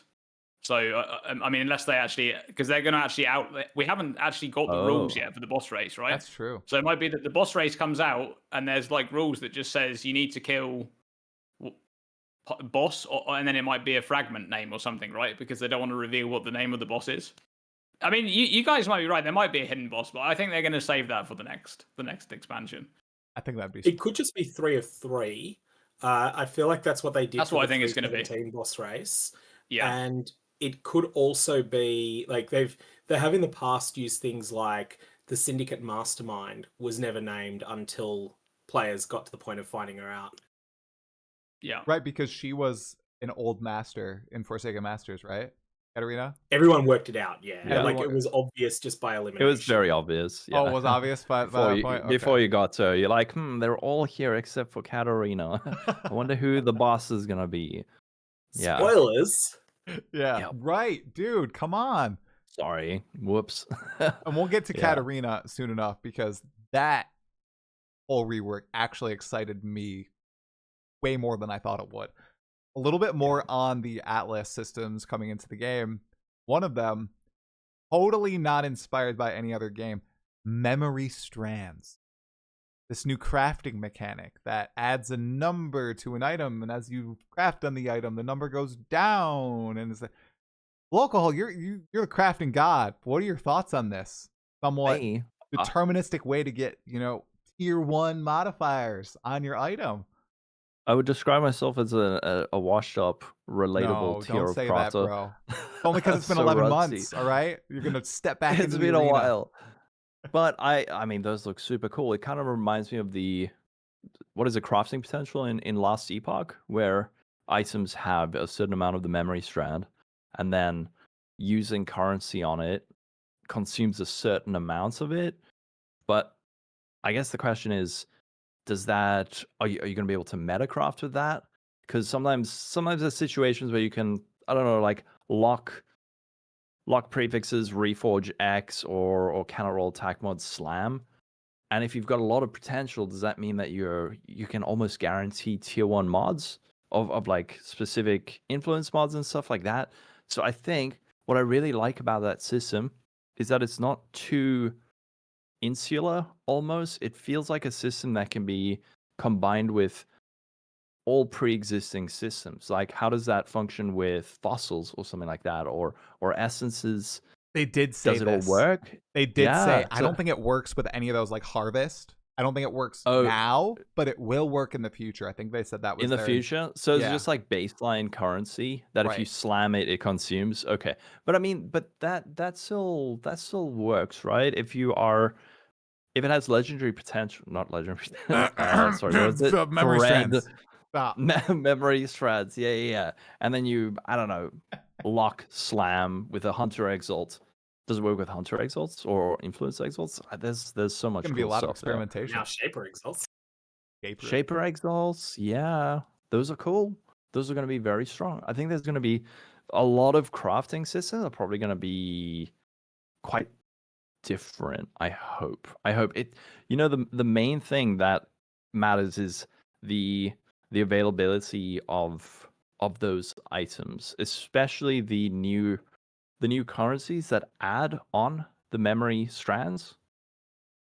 Because if those are very rare, I wonder if it's going to be like a base farming league. Like people are just going to sell high memory strand bases or something like that. Welcome to PoE 2, baby. Let's go. Oh no! Wait, I like that game. Do keep in So mind though even that though no, go that's on, normal go on, items go on. only. It's Scout out. that's for normal items. The one, but my point is that are you going to be fishing for, let's say, how do I say? There's the one that A one-time adds memory strand to a normal item. If those are extremely rare, and you need like a 90 strand bone helmet before you can craft, is that gonna be something that's like freely available, or are those orbs gonna be common enough that you can just buy those in bulk and use them? So I expect those orbs to be really rare because I think they want them to be rare? Yeah, because I think what they want is they want it to be a case where you need to like find a good base, especially for like armor bases. You need a good quality base, right, for like a body armor, and then you also need that to go with it. So it's like a very end game focused thing where this is your chance to actually get like the perfect item, right? That's kind of what they're going for with that, I think, because we already have so many crafting systems in the game that can get you to like an extremely good item. And in some cases, you can already use many of the crafting systems to create a perfect item on particular, base types and stuff like that. But I think that's going to be like that really end game thing. One thing I wanted to mention about the memory strands thing is, even though I think they said like harvest and stuff doesn't work, right? But one thing that you could do is craft your item with those other things, right? Because if it doesn't consume the memory strands, you should still be able to use those crafting mechanics. It just doesn't consume the memory. It doesn't work. But then you can use the other currency on it, which consumes all of the memory strands to randomly upgrade the tiers, right? So you can still use all of those other mechanics to craft your item. And if you end up with an item that's like almost there, let's say it's tier 2 and tier 3 modifiers, you then use your item, that currency on there, to consume all of the memory and hopefully upgrade all to tier 1, right? Or get as close as possible. That's a great point. I wonder how that interacts with metacrafts. I'm guessing it wouldn't. Like, imagine you go prefix cannot be changed and then use that thing that consumes the charges and then upgrades it. And you mean so you only works on the prefixes? Yeah, maybe, only so upgrade the suffixes. But and then also like interesting idea. You could half craft an item, consume all the things, push those mods all up to tier 1, so that the threads are not distributed and consumed by multiple modifiers, and then continue the craft from there. There's so many cool things about it. Can I be the contrarian though here? Go for it. Recombination's still around. I know. Recombination is designed to be an inferior replacement for recombination. It's something that provides a way to aim for 6 tier 1 mods on an item, but in reality get 1, 1, 1, 2, 2, 3. Recombination allows you to bypass that, and honestly, I think unless they do something severe to recombination, this crafting system, it won't be dead on arrival, because there will be cases where recombination is not appropriate. But I think it's basically going to be about as relevant as like, what would you say is something about as relevant as influenced exalts were in the 3.25 meta. They had a place. They were very good at a couple of crafts, but they were not in any way something that most players would bother interacting with. And if you wanted an influenced exalt, you'd easily pick it up, even though they're pretty rare. Yeah, I was so excited when they started out the recombinator bit. What Mark described in the interview with Ziggy, where he was like, haha, we're going to show them that we're nerfing recombinators and then we're going to bring them all back. And I had like the exact opposite reaction he described, where he was like, everyone's going to get upset that we're nerfing it. And when I saw they were nerfing, I was like, yes, thank goodness. And then he was like, but you can still do the other method. I was like, no. For people who don't understand why I hate recombinators, they are like predominantly the correct method to craft a lot of different items. They kind of overshine a lot of other systems, and the method of using it is extremely tedious. I don't like engaging with it, and I don't like that it is often the best method to get a lot of stuff. So it's like I want to use a different system that I find more enjoyable, but it's wrong because it's, I don't know, it's less efficient. So we'll see. Maybe it'll grow on me this league, but I was really hoping them adding recombinators kind of reminds me of them. Like, I don't want to compare it too much, but it kind of reminds me of them re-adding harvest after into, because that was like they added harvest, right? And it was, everyone's like, oh yeah, that's great. And this when they add recombinators in this league, you kind of get the impression it's because they just wanted to give everybody everything, because it's like there's been 11 months with no patch or whatever. But is this going to be one of those things that they regret adding to the game? Because they did with Harvest, right? They regretted adding it to the game. They had to then nerf it, which caused a big. Everyone didn't like that. I mean, personally, I knew that it had to go, right? I knew that it was way too OP, and recombinators kind of looks the same to me. But this is the third go around of recoms now. You'd think that they would have decided, right? Because we had them in Sentinel, they added them in Kalgur again, slightly changed. But Sentinel is kind of different because it's a currency item, right? And they worked differently as well in that league. So and now we've got the one in Settlers, which loads of people have had experience with, right? Like they've obviously been able to have enough time to understand the impact that this has on the game. So they must be confident enough that it's going to be okay. But I'm not sure about it, because I think that crafting was in an okay place without recombinators. I want to circle back to the memory strands in just a moment, but while we're talking about King's March, obviously most of it's coming back. I was shocked by that. Were you guys surprised at all that all like the boat systems staying in the game? Yeah, everything's there. really It's surprised. just building the city is not happening. I was shocked. Yeah. Like, yeah, I just don't know what the numbers are going to be on it though, because like there's a very real difference. Like all I need to do is make some slight changes to some of the coefficients, and suddenly King's March is looking very different. At the moment, it's like put in roughly 4 million gold and wait roughly 6 days of real world time. Whether you use a 17 or 50 million strategy, you get like 1 3/4 ish mirror shards from that, and this is like something. Oh, sorry, and also 25 million dust as well. So forgetting the 25 million dust on that. So basically, this is going to be such a faucet of mirror shards, but they had to have some sort of gold sink. Then have a gold sink, then suddenly flipping becomes the best thing to do, like it is in Path of Exile 2 at the moment. Like, you know, if you want to get your first 500 Exalted Orbs in Path of Exile 2, or even your first 10 Divines, there is no better way than to just build up like 10 Exalts in drops, and then just flip Scrolls of Wisdom. No kidding you. Flip Scrolls of Wisdom, and you will hit 10 Divines by the time you've spent 1 million gold, which is not much in Path of Exile 2. that's wild. I'm really curious to see if they've hit the balance there, because it's obviously an upkeep mechanic and it's almost a FOMO mechanic, right?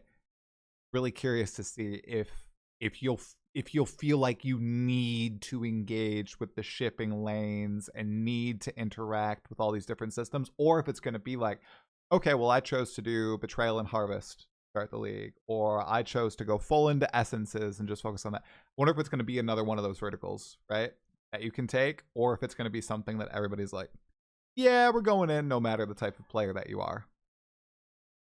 We don't know if they've made any changes to those things. Like, I wonder how long each ship takes, for example. Right. Like that's a really big thing, right? If a ship is like an entire day, right, and you really don't have to do much of anything, there's not really any like upkeep. It's not like I'm always going back to King's March every 30 minutes to send new ships, right?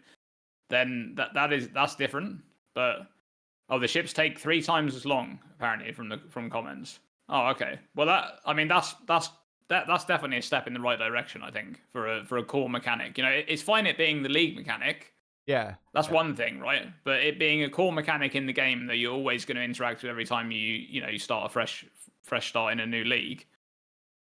And also, as Sirgog said there, you know, how powerful is the mechanic going to be in terms of rewards is the other thing. You know, how much currency is it going to give you? Because Settlers was crazy, right? It gave you so much currency shipping. It was actually insane. Yeah. So, now they have rune graphs too. So tattoos and rune graphs are the unique rewards, which is, I think that's pretty cool. Love rune graphs. That's really cool. Yeah. There's one I don't like, and that's the gain of Vile Soul every second, because I feel like the times that, like, okay, there are times that you don't need that power, but the times you need that power, the correct thing to do is to just go into the boss arena, like not the arena, but go into the boss's instance and then go get yourself a drink while you're in grace period. And just wait, yeah.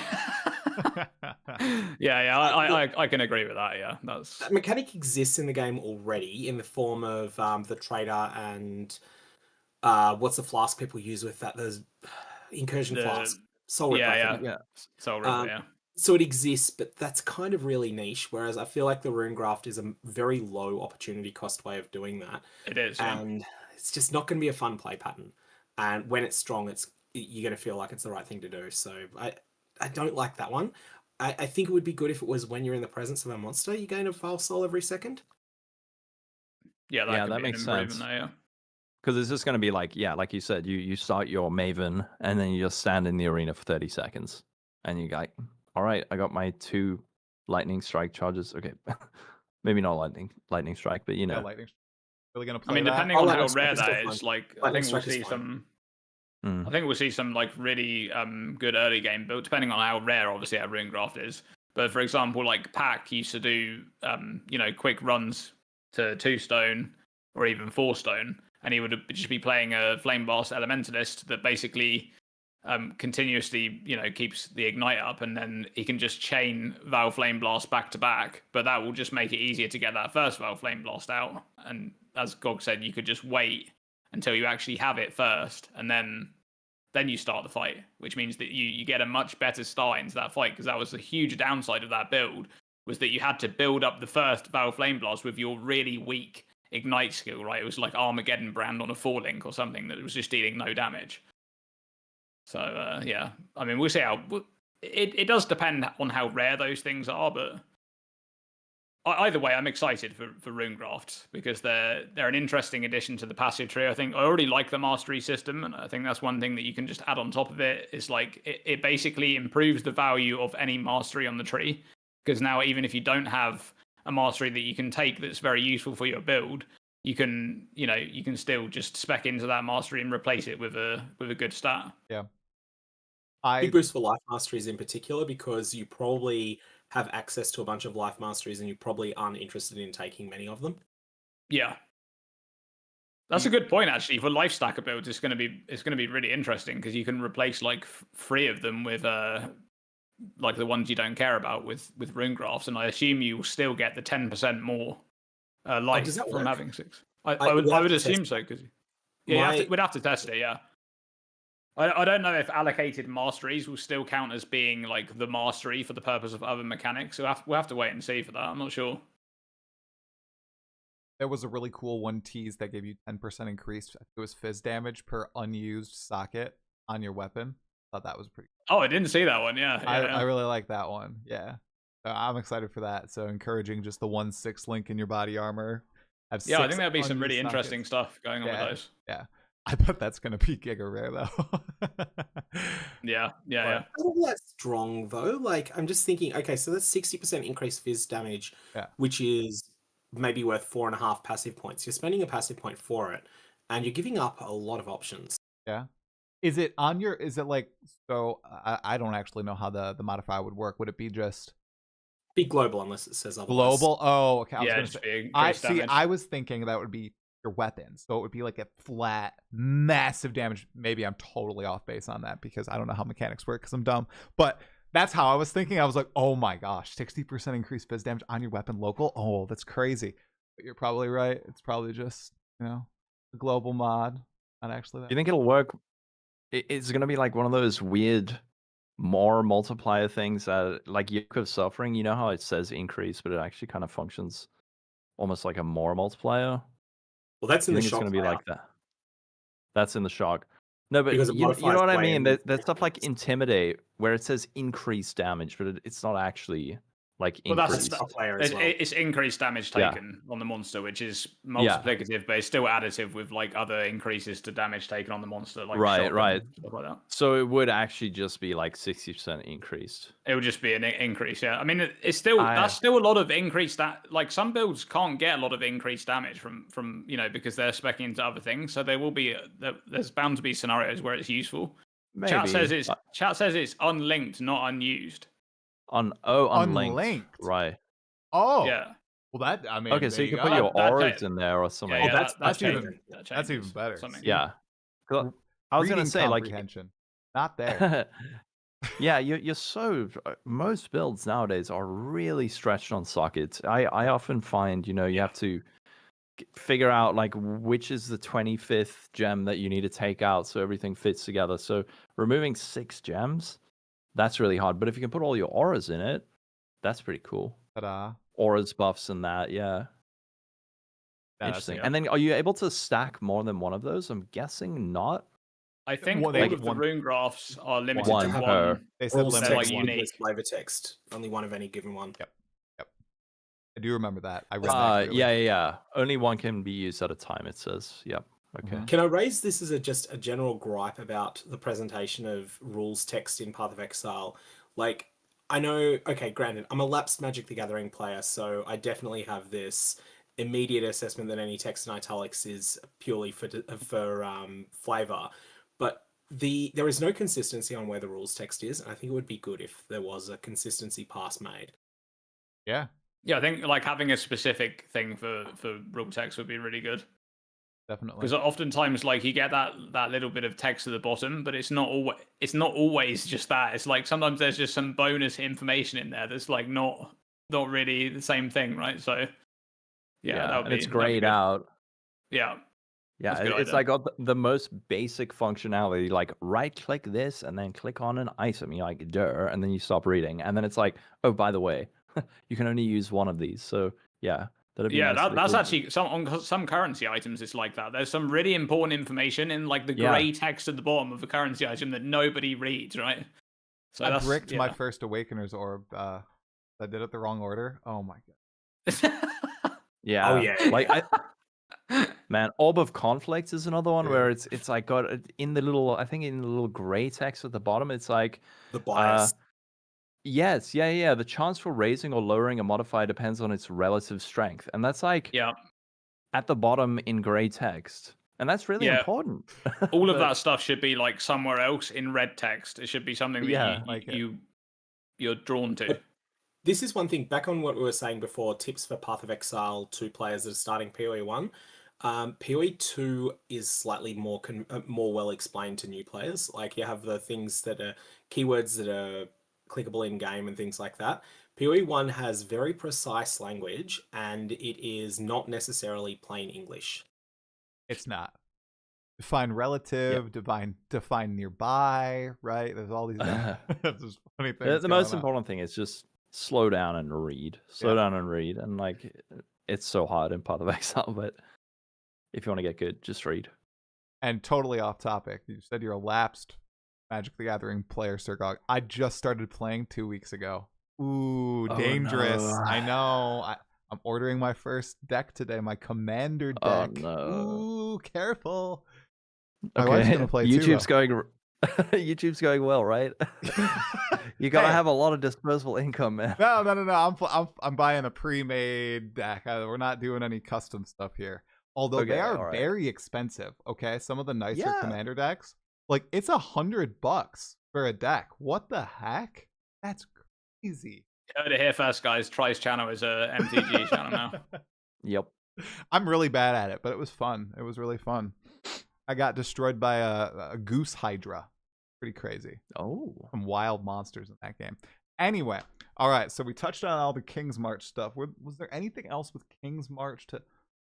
Mappers are still here. Oh, that is crazy. Can you guys... Okay, so I don't want to be a negative Nancy. That's crazy, right? Yeah. I can't believe it. It is crazy because mappers were... I don't know what kind of like input they had on that, but they were looting too much good stuff. I'm just gonna say it right now. Like I've never seen. I mean, I didn't really use the mapping that much in Settlers. Like by the time I actually had it going full flow, I think I only played for like an extra week and a half at that point. I was already like, I just was burnt out. Right, I played so much of that league, but in that time, my mappers looted me like ridiculous amounts of divines, exalts. They looted me a headhunter. This is in SSF, by the way. SSF HC looted me a headhunter. Like, what is going on, man? And the amount of mirrors I saw posted on Reddit, right, from people. And I know that obviously Reddit isn't a very good source for this type of information because only the best things are going to be posted there, right? So it's like, you know, all of the windows of stuff that people looted a bunch of crap, then they didn't post that, right?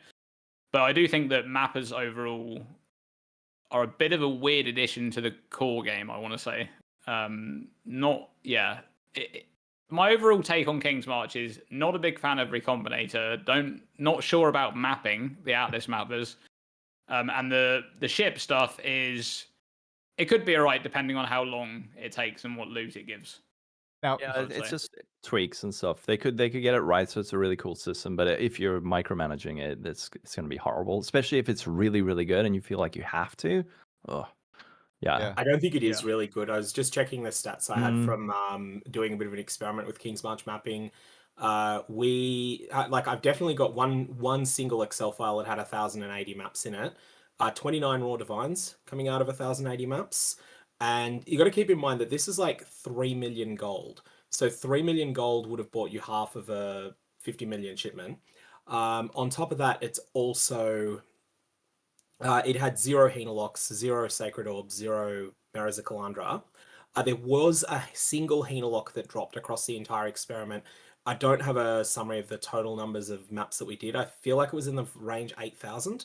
I believe that the Atlas mappers were one of the biggest faucets of Hinakora's locks. But that seemed to be their specialty, where mirror shards were the specialty of the boats. But I'm not certain of that. I didn't have enough evidence to conclusively say that.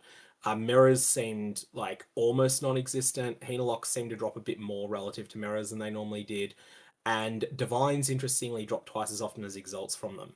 Everything else we tested, I was trying to optimize around getting more divination cards out of them.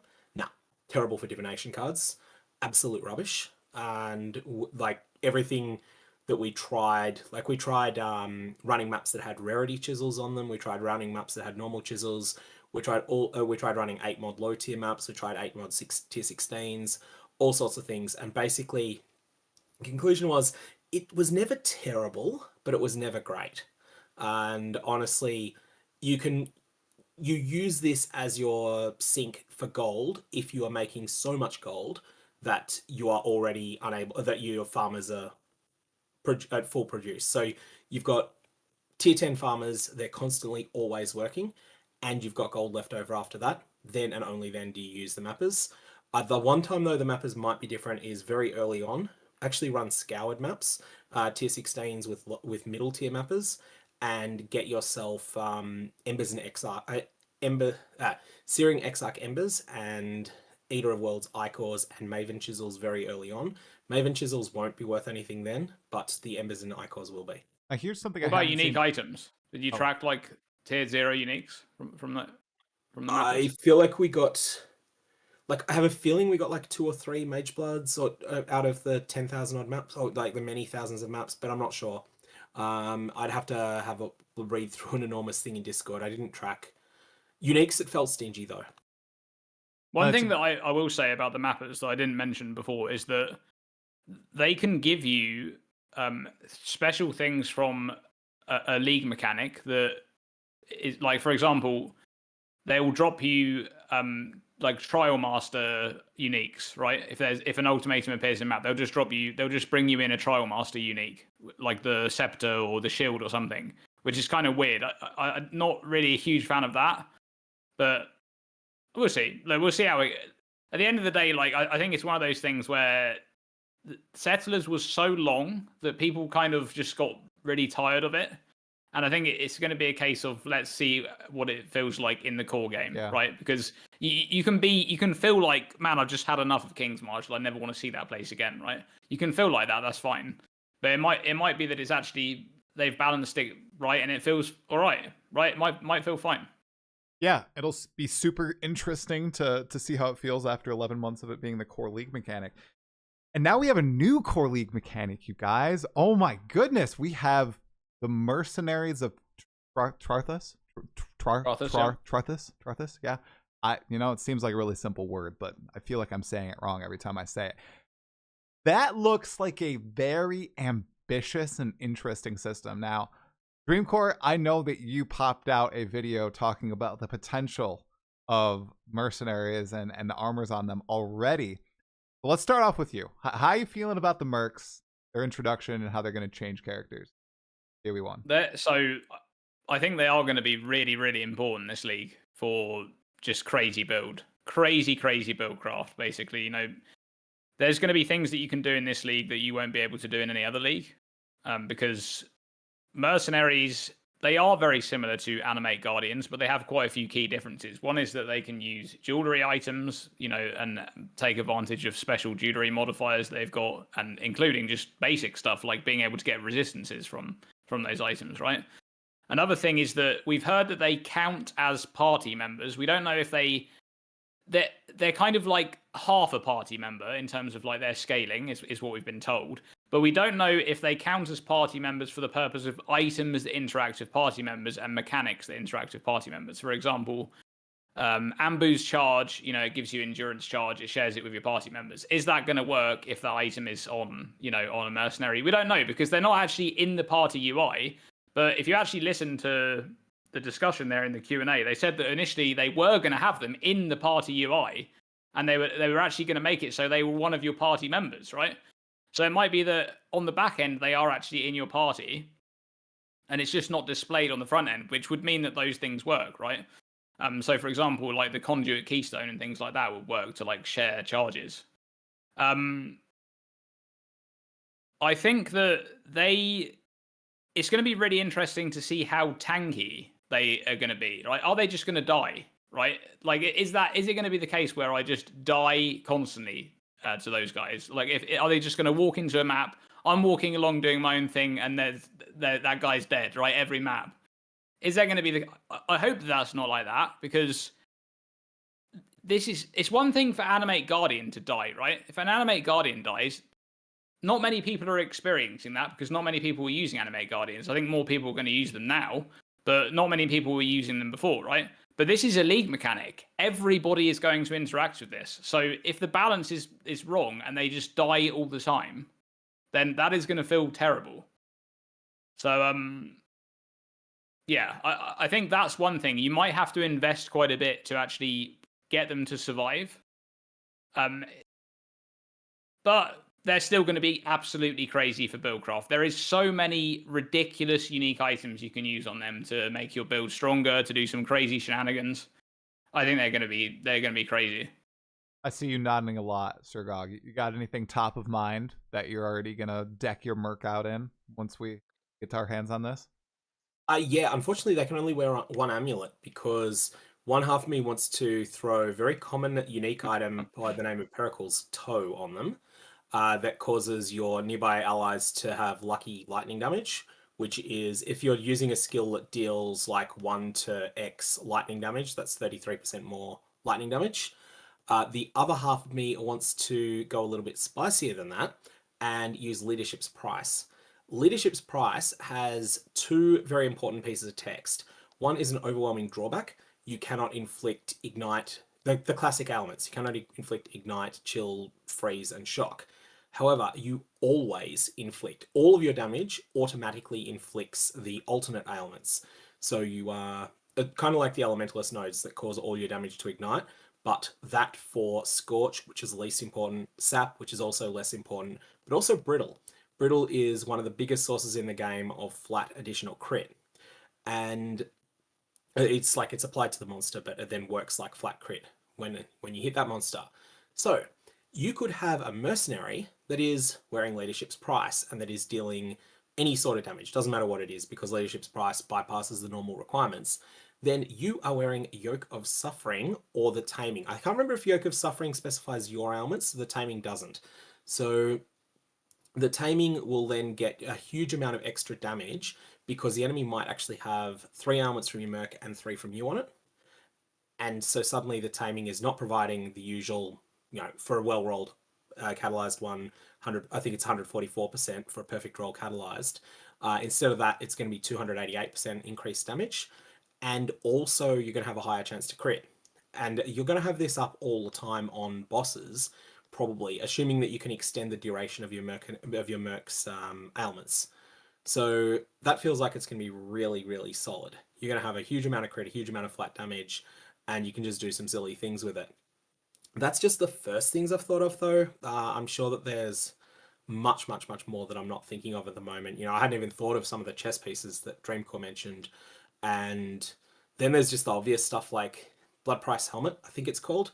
The one that causes everything in your presence to, its maximum life is nerfed to 92%. All these sorts of things.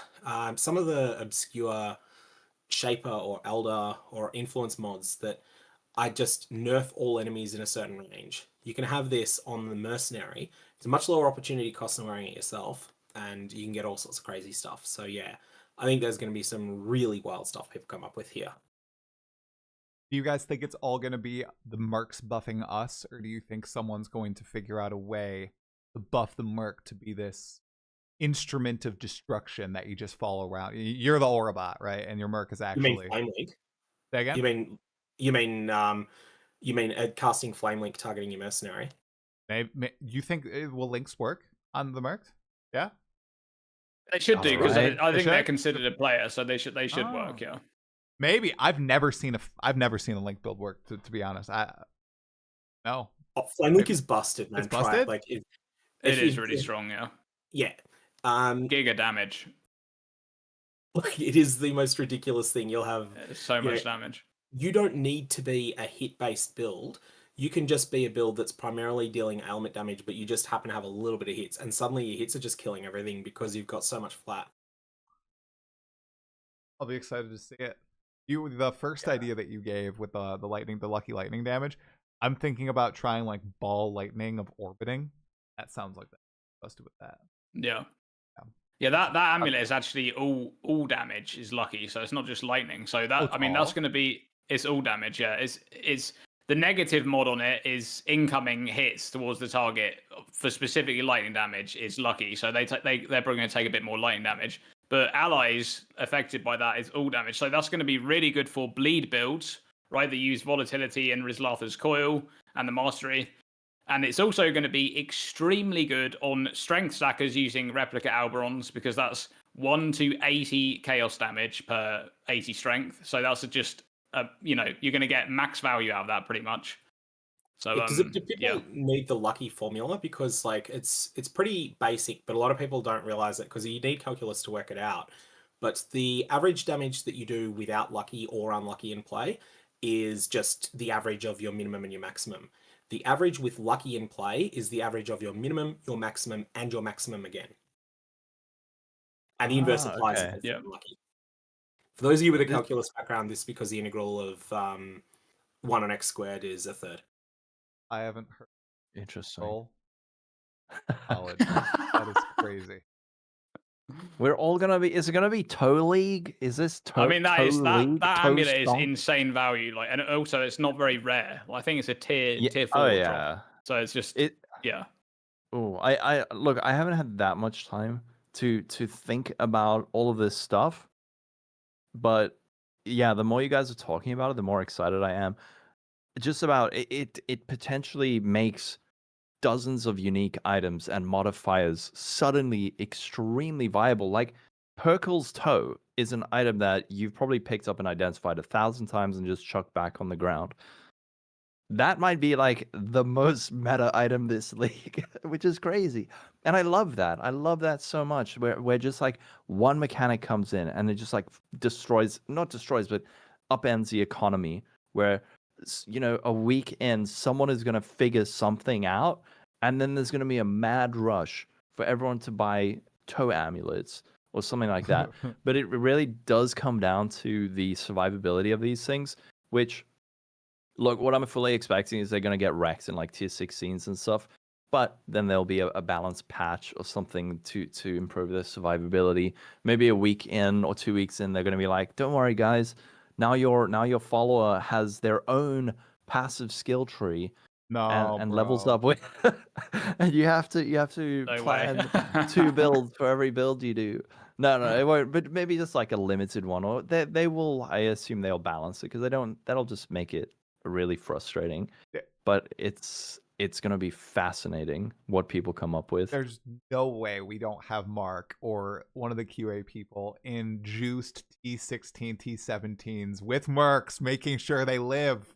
Right, guys? Right? I hope so. I hope so. Surely. Yeah, because you don't want to rely on it for a defensive aura. I mean, that's the very obvious thing is they can have auras. They can have multiple auras.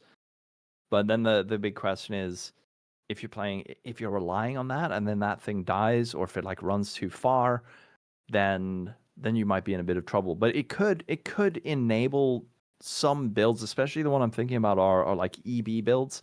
Previously, when builds would use like Divine Blessing to have a free extra aura, maybe there's a way now that you could pop these in and then those builds suddenly become more viable. For example, like my BV Witch kind of got wrecked with the EB change because it was using Determination Grace, and then EB was Divine Blessing Malevolence Aura, but after that change, there was like a bit of a struggle because you'd have to use the boots March of the Legion. But now, maybe it would work much more easily because you can just have your dude, and then you could you could link them and all these. I don't know. We're gonna see.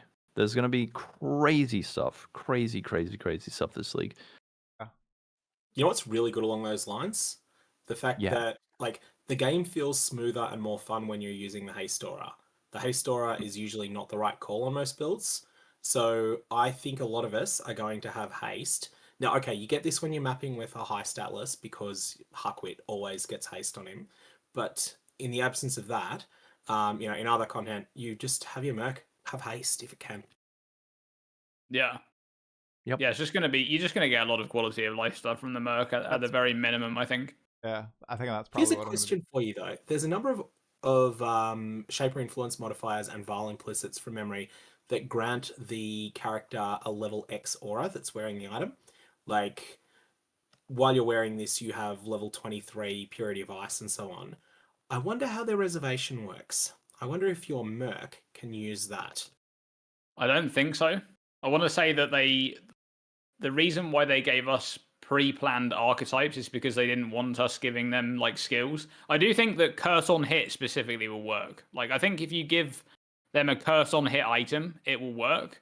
You may have to give them an extra curse from another gear slot, right? If they already have a curse, but I don't think. I think if you give them skills, whether that's an aura or just a normal spell coming from an item or a trigger, even, I don't think they're going to work.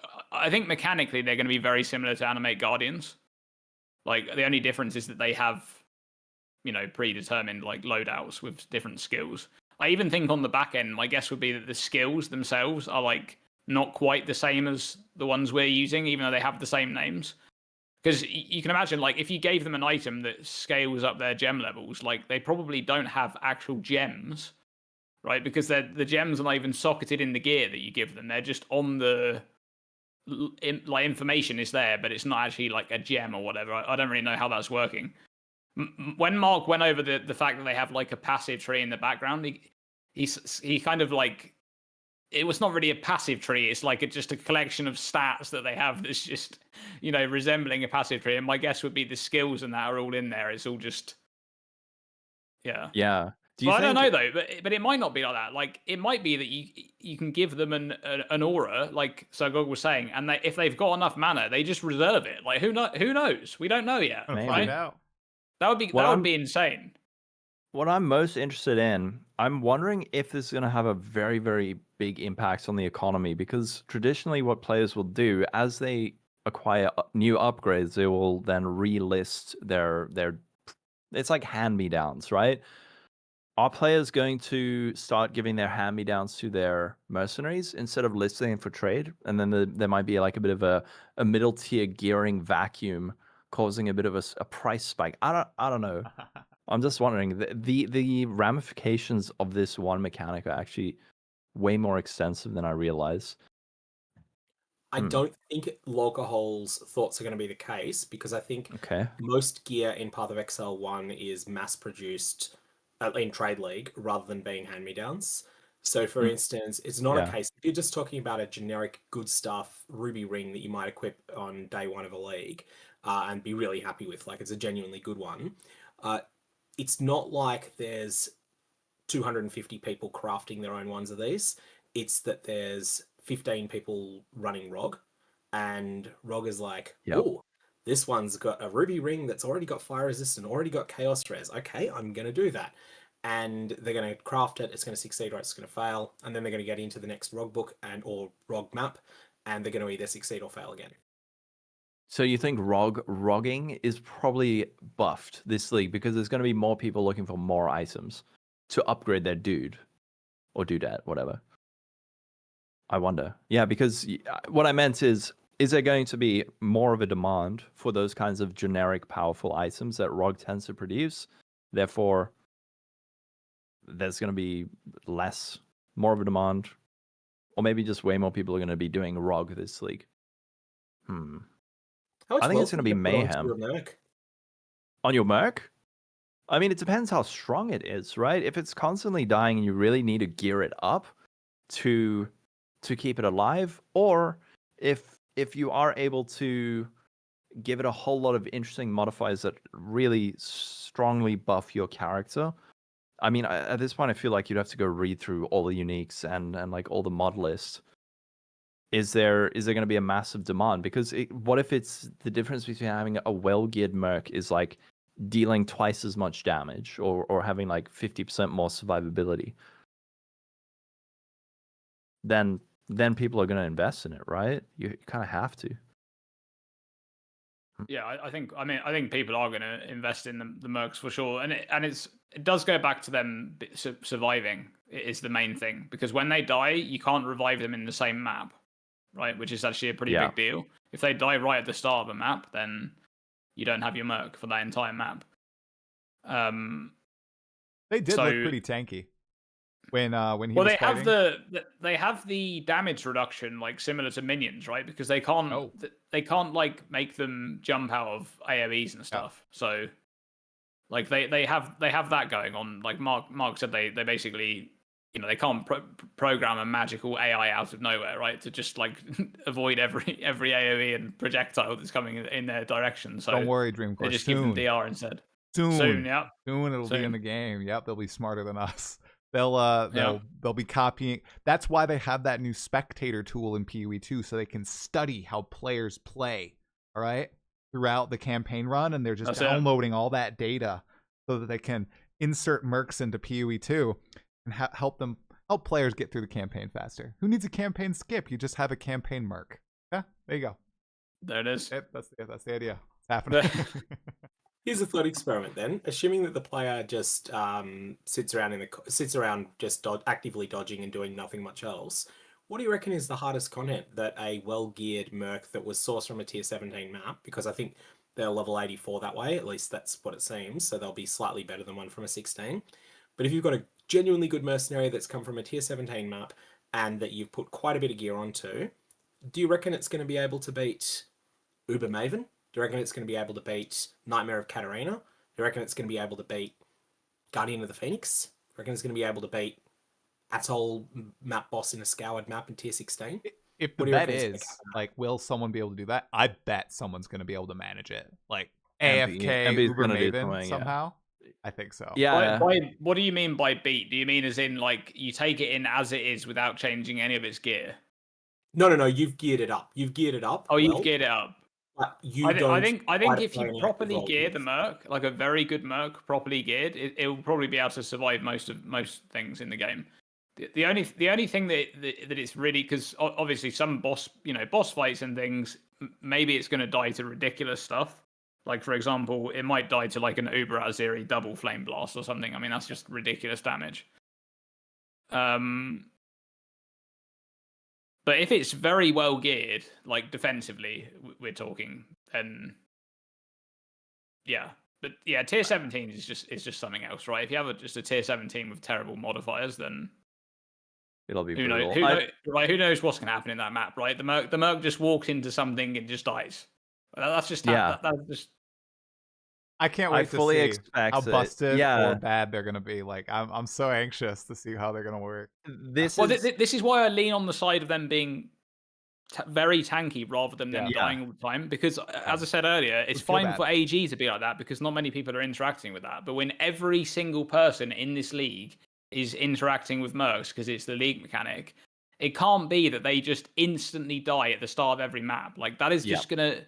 What the heck even is that league mechanic right at that point?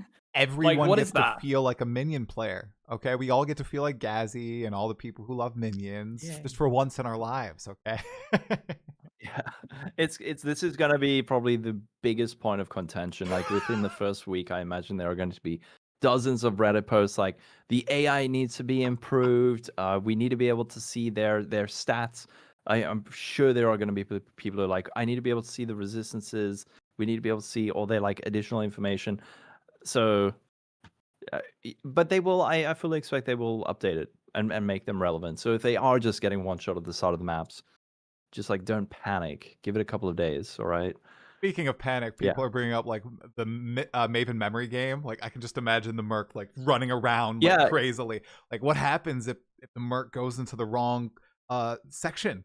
Is it gonna cause the burst of progress? Oh my god, I can't wait. Oh yeah, during the memory game. Oh no. Because if they count as like a player but they're not a player, Like, do they trigger God. abilities that? There's Oh no my way. god, But it'd it's be gonna be so hilarious. good.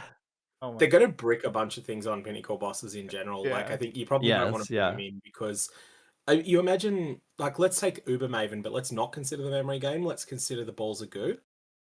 I am sure that you could, the permanent void zones. I'm sure that your Yes. mercenaries are going to detonate some of those in heinous positions that are going to end up causing you to fail the fight. So you definitely don't want to have them in that fight, even if we ignore the memory game. And it might even be hard on non-Uber Maven as well, even though you've got a bit more respite. You get one in the wrong phase, and yeah. Oh, I'll finally Oh, the survive the Exarch ball balls, phase in yeah. Exarch. Yeah, the Merc will just take them all for me. No. What will happen is they'll run into the ball that you dodged, and then it will explode in AOE and hit you as well. That's Exactly. Yeah. Do you guys actually remember? Do you guys remember in I think it was Trial of the Ancestors. It was Quinn. Okay, he was doing Exarch, and he had one of those tattoos that spawns the invincible minion, right? And the invincible minion was walking into the ball phase and dealing damage to him because it was exploding the balls. That is exactly what's going to happen with the Merc, right? Like that is it is going to just do things like that. Oh, My there's gonna be prediction some peak Quinn content with them. Oh yeah, my god. oh, Oh it's gonna my. be great stuff. I'm guessing there's probably they're gonna within a week or two have a new skill like a button where it's like recall minion, where it like goes into the Pokeball and then you can redeploy it. Something like that. They'll figure something out, but there's gonna be some good clips, especially in hardcore, man. Dude, I'm not even clicking. I'm not going to click a single Merc in the campaign on League Start. Not even. I'm going to walk straight past them. Don't care about them. They don't exist. Okay, I'm not even interested because. Well, here's what's going to happen. You're going to click on a Merc. Ooh, there's 2 Scouring Orbs. Very nice. Fight them for their Scouring Orbs, and they just one-shot you with some random ability, right? And then I'm just dead. Back to the beach. So, yeah. Usually, look, the classic thing in Path of Exile is the league mechanics overtuned on launch. It always is. Okay, every streamer who wants to like play the league mechanic, like Ziz is the best example of this. He always plays the league mechanic on launch and dies in hardcore, right? Then he has to go again. And then everyone else who sits back patiently, they're watching, they just see Ziz die and they're like, nope, not touching that. And then they just carry on going. Wait for a couple of days until it gets nerfed. So there's also an aspect where partly it can be overtuned, but sometimes it's not overtuned, but we're just really bad at it. True. Yeah. They might be busted. They might be strong.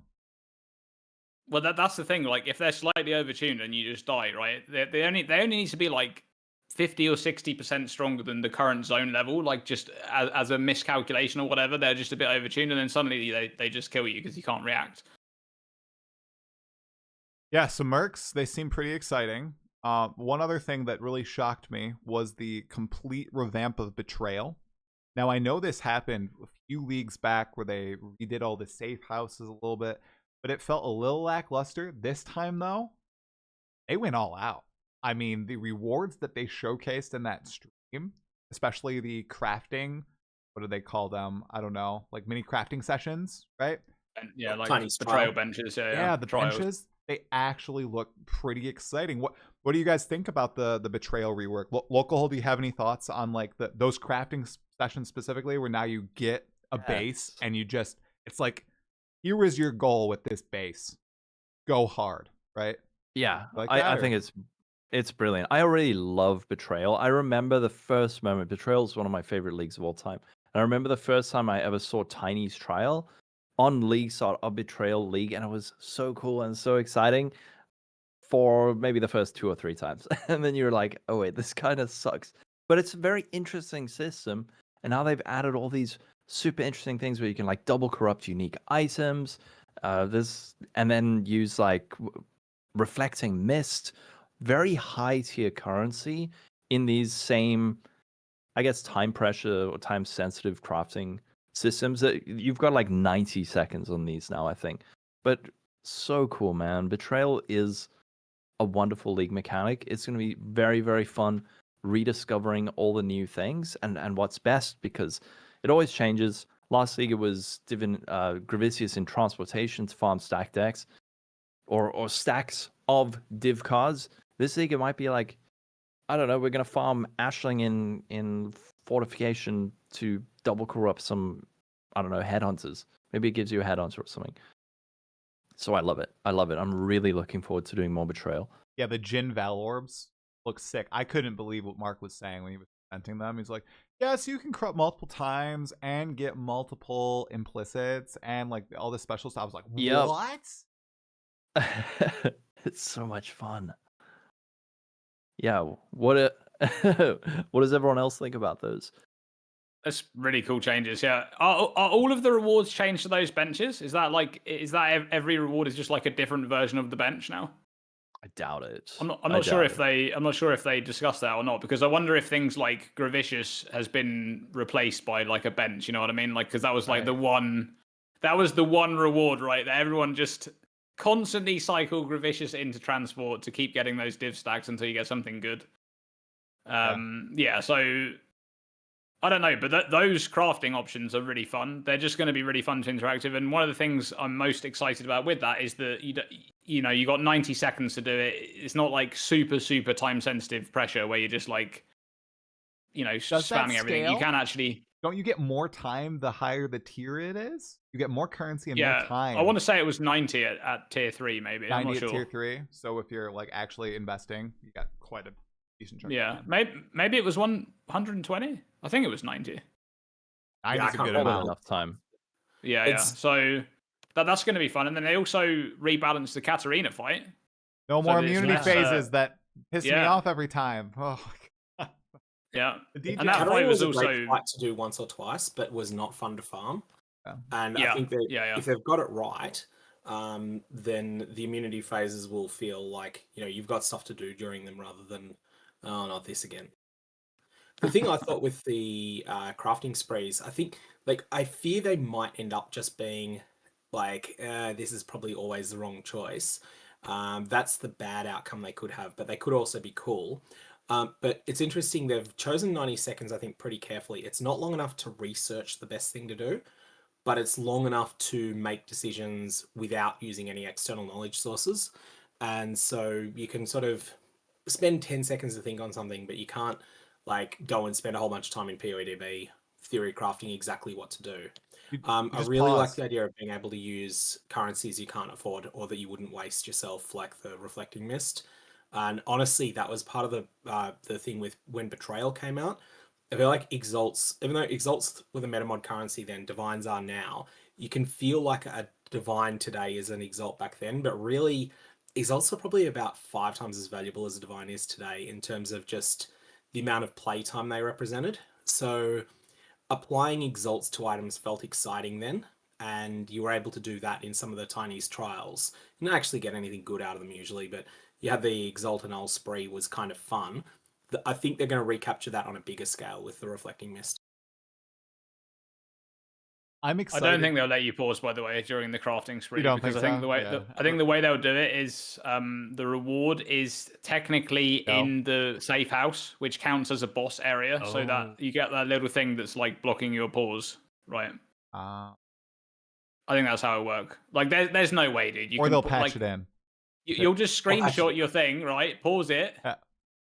Bit of research. Yeah. What should I do next? Okay, unpause it. Use that. Oh, here's another one. Pause it, dude. Okay, if you can do that, Quinn is actually going to spend like 3 hours on a single crafting spree, and just like stall the heck out of it. Just ridiculous. Like 90 seconds turned into 3 hour stream, dude. Yeah. That is what's going to happen. Milk the content. It's just going to be the Jin Valor one too. One option, Quinn. Nothing else to do. The thing is, how good is the reward system changes here, where they've made it so that, currently in Betrayal, early on the reward is the unique items. Later on, from Katarina, later on it's the slim chance of a Veiled Orb, but it's very all or nothing. Whereas now it's going to be Veiled Exalts are still there as a chance to get, possibly rarer, possibly more common, we don't know. But you've still got the unique items early, but later on you've got something that's basically a replacement for a Mythic Scarab. It's not a Horned Scarab of Glittering, but it's something else that kind of is one. And I think that's something that has come from Path of Exile 2, where the King in the Mist always drops a crafting consumable. and that's been well received. Even though like not every one of those consumables is good, there's a good chance of getting something reasonably good from it. And I think they've decided, okay, having consumables that always come from a boss is good. We're going to do that in here. I enjoy it. Kind of for the same reason that I didn't get to touch on this earlier with the memory strands.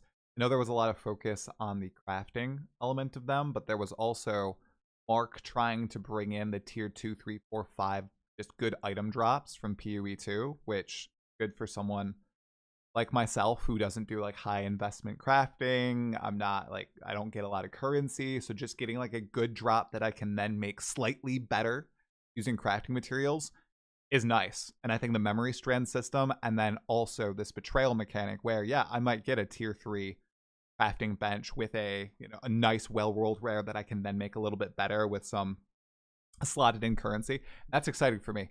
I like that. So it's not just the, this is a great reward to then invest in something else. It's like, this is a good reward here and now. It's going to make an impact on my character. Hopefully, right? Hopefully. I think we're going to see some crazy like IDs of people just IDing an item with memory strands, and it's just ridiculous, right? Six tier 1 mods, like just crazy straight off the bat. Let's hope. Yeah, man. This league is so packed that we are like skimming over so many things that Yeah.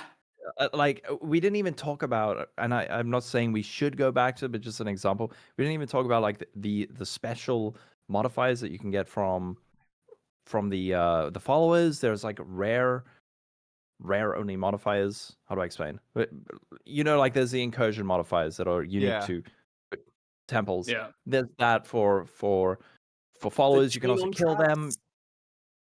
Yeah, that's. And you can now, apparently, if you do decide to take item on the followers, you get all the currency items and not just some of them. Some of the items look really good. Like you could gear your character up just by murdering exiles and stuff. Yeah. And then there's betrayal stuff. There's so much stuff. There's the new unveils on the new unique items, which look really strong.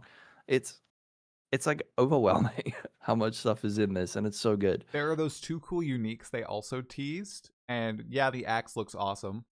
Looks super cool. That as well. The flask, just with the unique card effect that appears above your character, even if it's That's cool. Yeah, it looks That's really, just fun, really cool, right?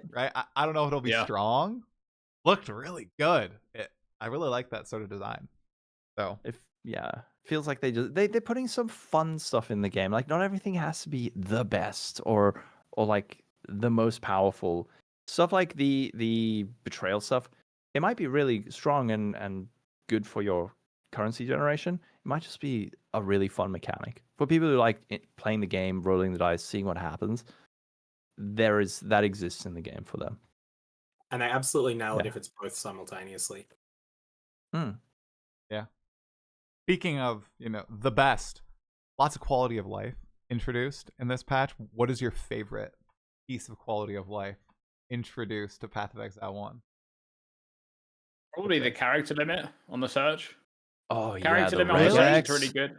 Yeah, I also really like the I also really like the search term staying on the vendor, because even though it's like it kind of feels like it's very minor, but actually like it just saves you a bunch of clicks every act. Like every single act, you're just gonna save a bunch of clicks basically.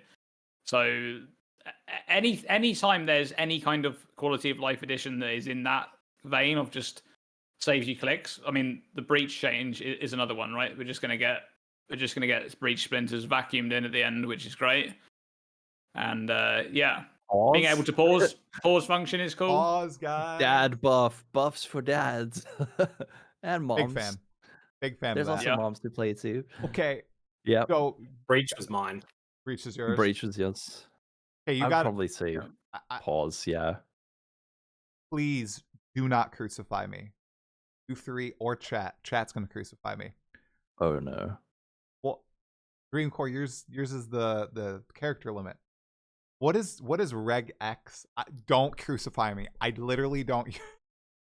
I've seen it like mentioned, and now you're saying this is the best. Why? What is regex? What do you use it for? It's just an expression term to put in the search bar, so you can actually search for whatever mods you need in particular act. You want movement speed, you want strength, you want IPD on weapons. Yeah, For like whatever. map mods, can't you just like type? I just like type stuff in. So Yeah, like, same. yeah, Yeah, but there's you can. Yeah, you can. Of course, you can type things in, but basically, is well, that was exactly one of the things that you just said there. It's just like having a limit on it. The limit was how long? How big was the previous limit? 50, It was I think. small, right? 50. It's Yeah, 50, that it is was crazy. tiny. It's gone from 50 to 250. That is ridiculous. I'm still confused because I just type Okay. in like reflect. Like, can you Let type me in explain. multiple things at once and separate? Yes, them Someone out? link yes, him the that's the regex point. generator. There's a So the regex point- generator. Oh my! Yeah. I'm linking oh. it. I'm linking you it can right run it now. on. Wait. So There you the- go. Linking it in. I linked Okay, it in you're the linking chat. it, but I'm destroying the links. Okay, I see the links, you guys. I'm looking. yeah, PoE I think dot it's in in the read. search bar. Yeah. Yeah, I'll give in you the one search use bar, you're case. able to type in. Oh, do you want to? Yeah, okay, you can give him explain for Yeah. try. Okay, so here's an example. You're running tier 17 maps, and let's say Yeah. that you're rich enough that you've got a full 144 tab full of tier 17 maps, and you know that you can't run reflect maps or you can't run elemental reflect, and you can't run volatile cores, or you're not willing to run volatile cores. You can generate a search term that will pick up both of those at once, and it will hide them, but it will show every other map. Or you can do it in reverse, and then you can easily select the maps you can do.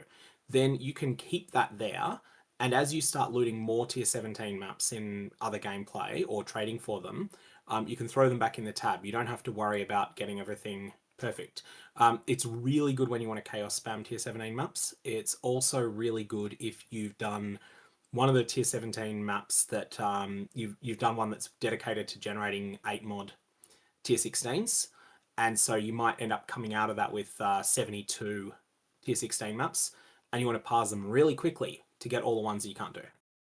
Like, I'm about to start Exactly. crying right now because You didn't know about this? no, I just like look through all the maps one by one.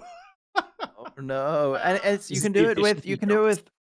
everything. You can do it with the crafting bench. Oh You can my do it with God. vendors, where Oh. effectively you write out like parts of words and then little like symbols that make it interact in different things. So if you want to, if in PoE 2, for example, you can have a regex that like highlights things that have maximum life, movement speed, physical damage to attacks. You can have like, I don't know, X number of things, but now you can have that times 5. I'm down bad, And guys. I'm down bad. The major problem was that with tier 17 maps, the limit of 50 characters was too short that you would often have to have 2 regexes, and then you'd have to like copy in one and then check and then copy in the other one and check, and it was just like a pain in the butt. So this is a huge buff for like juicing and I being see able- it. So usually, like when you league start a character, right? Depending on what you're playing, you'll set up like a regex for your campaign run, Right. which will just be like maybe Act 1 through 5, and then you have a different one, right? So you'll have like in there you might have movement speed, probably 10 and 15%, and then you might have let's say you're playing a spell build, you might have gem levels for lightning spells or something, or added damage, whatever you have, it's in there. And you would usually just paste that into the vendor every time you looked at the vendor, and it would just grey out every other item, and any that you needed would be highlighted, right? Then you just hover over them. It takes you like 10 seconds rather than 2 minutes looking over every item. My campaign run, 10 hours to 3 hours, just like Tai. Yep. Easy. Just like that. That's it. There you go. That's it. That's it. Yep. Dang, guys, I literally, and you can tell I do not watch a lot of streams. I've never like seen or interact with this. That is very powerful. That's awesome. There's a PoE When 2 it one is as well, really by the way. used. I think it's actually on their website. You can switch it to the PoE 2 version. That guy made a PoE 2 regex as well. That's got like, it highlights the important mods you want in PoE 2, like movement speed and stuff. That's awesome. This will be so I think good I've got for a your. short on this. Again? Yeah. I said I think I've got a short on this that I can link to you. Yeah, please, because Yeah. I mean, this is gonna help massively. So awesome. That's really That's so nice for useful. tier Honestly- 17 maps too. Jesus Christ, I had to Mhm. read through those mods so many times. Honestly, a tier 17 build, like if you're making a build guide for a dedicated tier 17 map, I think for like that's optimized for tier 17 boss killing, I think it's probably best to include a regex for maps inside the build guide, because one of the most useful tools for people to have. It's honestly probably more important than guides as to which rare items to buy. Wow. Yeah. All right. Applies for 16s as well, but it's less critical there because I think people can, like, if you're playing an Ignite build, you can easily go, okay, 70% chance to avoid elements is a no. Elemental Reflect is probably a no, depending on your exact setup, but everything else is probably fine. I don't need to read anything anymore. I can just have a regex, copy paste, look for the highlighted, bam. Less reading. And then store it in your Awakened PoE trade. You can have I different refuse to use that. regexes. No PoE trade. Yeah, but you can have one for ROG, one for the crafting bench, no, one I for your can't. Act 1 vendor. I'll one do for regex. Clarissa. Regex is fine. It's in game. I don't know if I can do Awakened PoE trade though. But regex, I'm using next league, 100%. All right, and then you have your little notepad on the side where you keep all your regexes, right? I have a notepad. I don't have regexes, but I will now, maybe. You're gonna write down all your regexes I don't and know, then like maybe. look at it and I type it in don't- game. I meant notepad like the thing on your computer. Oh, you know? no, I write Do you know on a about notepad. that? I write on a legit notepad. Oh, See, okay. These well, are all there's the an maps that app I on your ran computer. last night. Yeah, pretty crazy. I know. God. Yeah. Don't hate me. Don't hate me, please. No, it's fine. Thank It's you probably all. very relatable. There's gonna be so many people who are like, "What? That's so cool! I didn't know either." And then like all of us are just talking like, "Oh, they increased the regex character limit," and everyone's like, "What does that mean?" And by you being like, "I don't know what that is," now there might be 200 people who know, and their life is just way better. Pretty sweet. I think it's big for map mods. That's gonna help me so. It's huge. It's huge. Because that's one of the things. That's like one of the points of friction that is completely eliminated now. Yeah. It almost feels like the currency exchange when that was added, and finding Searing Exarch in your currencies, and that would always take me really long. And now it's gone. Same thing. Like I don't need to go through my map mods constantly, rolling through PoE 1 and PoE 2. Pretty awesome. Okay. Yeah. Guys, anything else about Path of Exile 1 that we wanted to touch on before we talked a little bit about 021 State and PoE 2? I know we skipped over some things. Is there anything in particular you guys wanted to discuss? And, starter builds? What are you guys going to start? Do you guys know yet? I was going to say, are we going to do starter builds here, or is that going to be at the very end? We can do it now. Starting RF. RF. I'm starting RF every league, and I love it. You're one of those. I would love to do a brain analysis of people who play the same build every league. Is it just I do play a lot of different builds, just not at League Start. Like at League Start, I just love playing RF. It's just like comfy. It's just so good, man. You just it's brain off, just cruise through the campaign. So good, love it. The funny thing is, I was going to say RF as well, but with a view to a substantial respec later. Enmity's Embrace? Oh yeah, that ring is ridiculous. That ring is nuts. I actually have a video that I've just uploaded but haven't yet flicked public on this. It's going to be coming out very soon. This ring is bustedly good, but the way that I want to play it is Chieftain Fire Slams, probably Volk Fisher of Snaking because it's the best of the Fire Slams, but maybe I'll go something else just to be a bit of a hipster. But the thing is that with a Chieftain, you're going to get a double payoff for stacking Fires. Chieftain's going to solve all your other resistances, but I would probably start out as Righteous Fire and then swap over later on. Might do Righteous that Fire. Ring is just crazy. Absolutely crazy. You guys are Fire both Trap is known to be good, but maybe I'll do something else. You guys are starting Chieftain RF? Is that what you said, both of you? I am, yeah. I have to. I want to be Chieftain Slams later. Slams? All right. Lolcohol, what are you doing? You're going to do a Warden Lightning Strike, right? Yeah? No. I am completely changing everything I do this league. I don't want to spoil anything or make any promises. My content is going to be different this league. But I'll say, can't bait us. Expect crafting. It's going to be the return of crafting videos. They're coming back. They are. But that means I'm not releasing a League Starter for the first time in I don't know how many years. Secondly, I'm going to be starting totems. ice spear totems in the nerfed Sanctum. Can you believe it?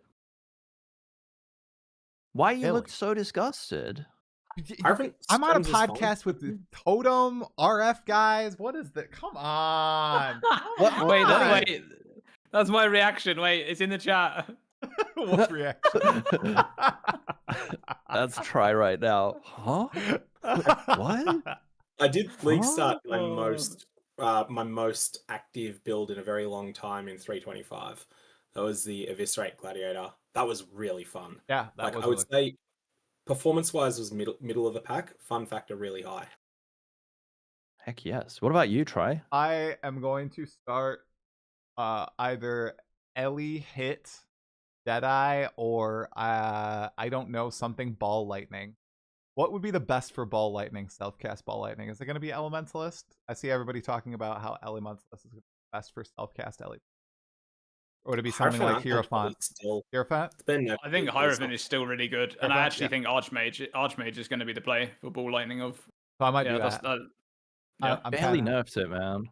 They nerfed it? Right? Yeah, but No, they bit Archmage, yeah. Oh, Archmage? Yeah. No, I'm saying they didn't. The Ice Nova build got nerfed big time. Yes, that's it, yeah. Archmage Gem itself was a 15% nerf, and the Hierophant nerf is very big. Like that is a huge nerf to Sanctuary of Thought, but I still think it's going to be extremely good. Like that build is still going to be extremely good on Ball Lightning.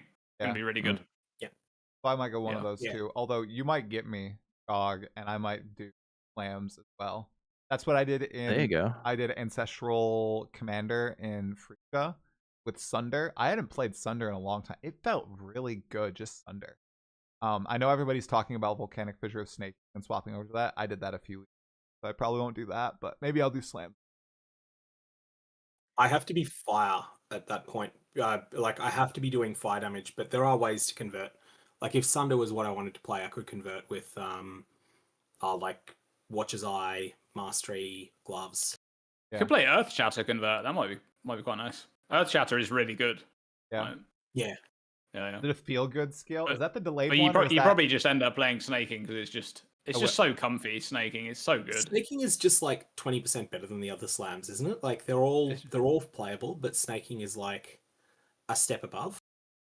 It also just has incredible quality of life. Like the way it just you just jump through a map. You don't really have to care where you are or what you're aiming out. Anything like it's just auto aiming, going around walls. Like it's just so good. The mechanics of that skill are incredible. Ground Slam is also really satisfying to play just because you've got the Val button. Val for Ground Slam feels so fun to push. I played Volcanic Fissure, making Chaos Conversion in Necropolis when Tier 17 maps were added, and it was so broken. Like Tier 17 maps weren't scary to me, so I wasn't down the Tier 17 because it literally would just kill everything in its path before I even saw it. Yeah, it was pretty strong. Okay, well we have imagine that, but no Chaos Conversion, but instead you've got 100% Fire Pen. Yeah, I like Fire Explosion. Yeah, that ring that's something else. The ring is just like, what on earth? I'm assuming it's 65 to 55% reduced, and that is a multiplicative factor. So it's like it's the same as the Uber Searing Exarch staff, but it's still very manageable. One question I've got, Dream, you might actually know this. If you were to equip that ring, and you've got the Chieftain 2-pointer for fire resist spreading to other resistances, if you had an item that said 100% fire resistance, okay, you're only going to get 45 of that applying to fire. Would you get 50 Cold and Lightning, or would you get 22.5?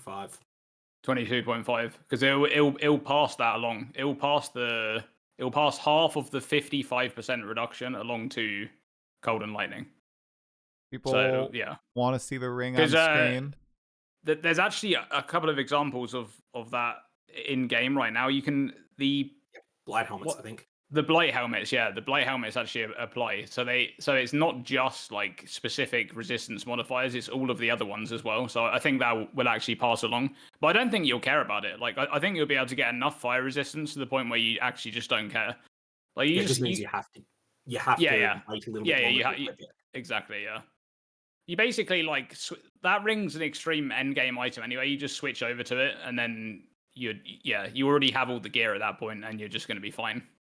This is going to be a pinnacle Also, boss. I just want to warn people in chat, work under the assumption this is going to be 100 divines if you're thinking of playing it. Because it feels like the power level of Nimbus, and so it wouldn't shock me if it's a similar acquisition difficulty to Nimbus. Do we know that's a pinnacle boss drop, right? Yeah. It's gonna be rare. I would assume it's the abomination that does the big fire attack. Yeah.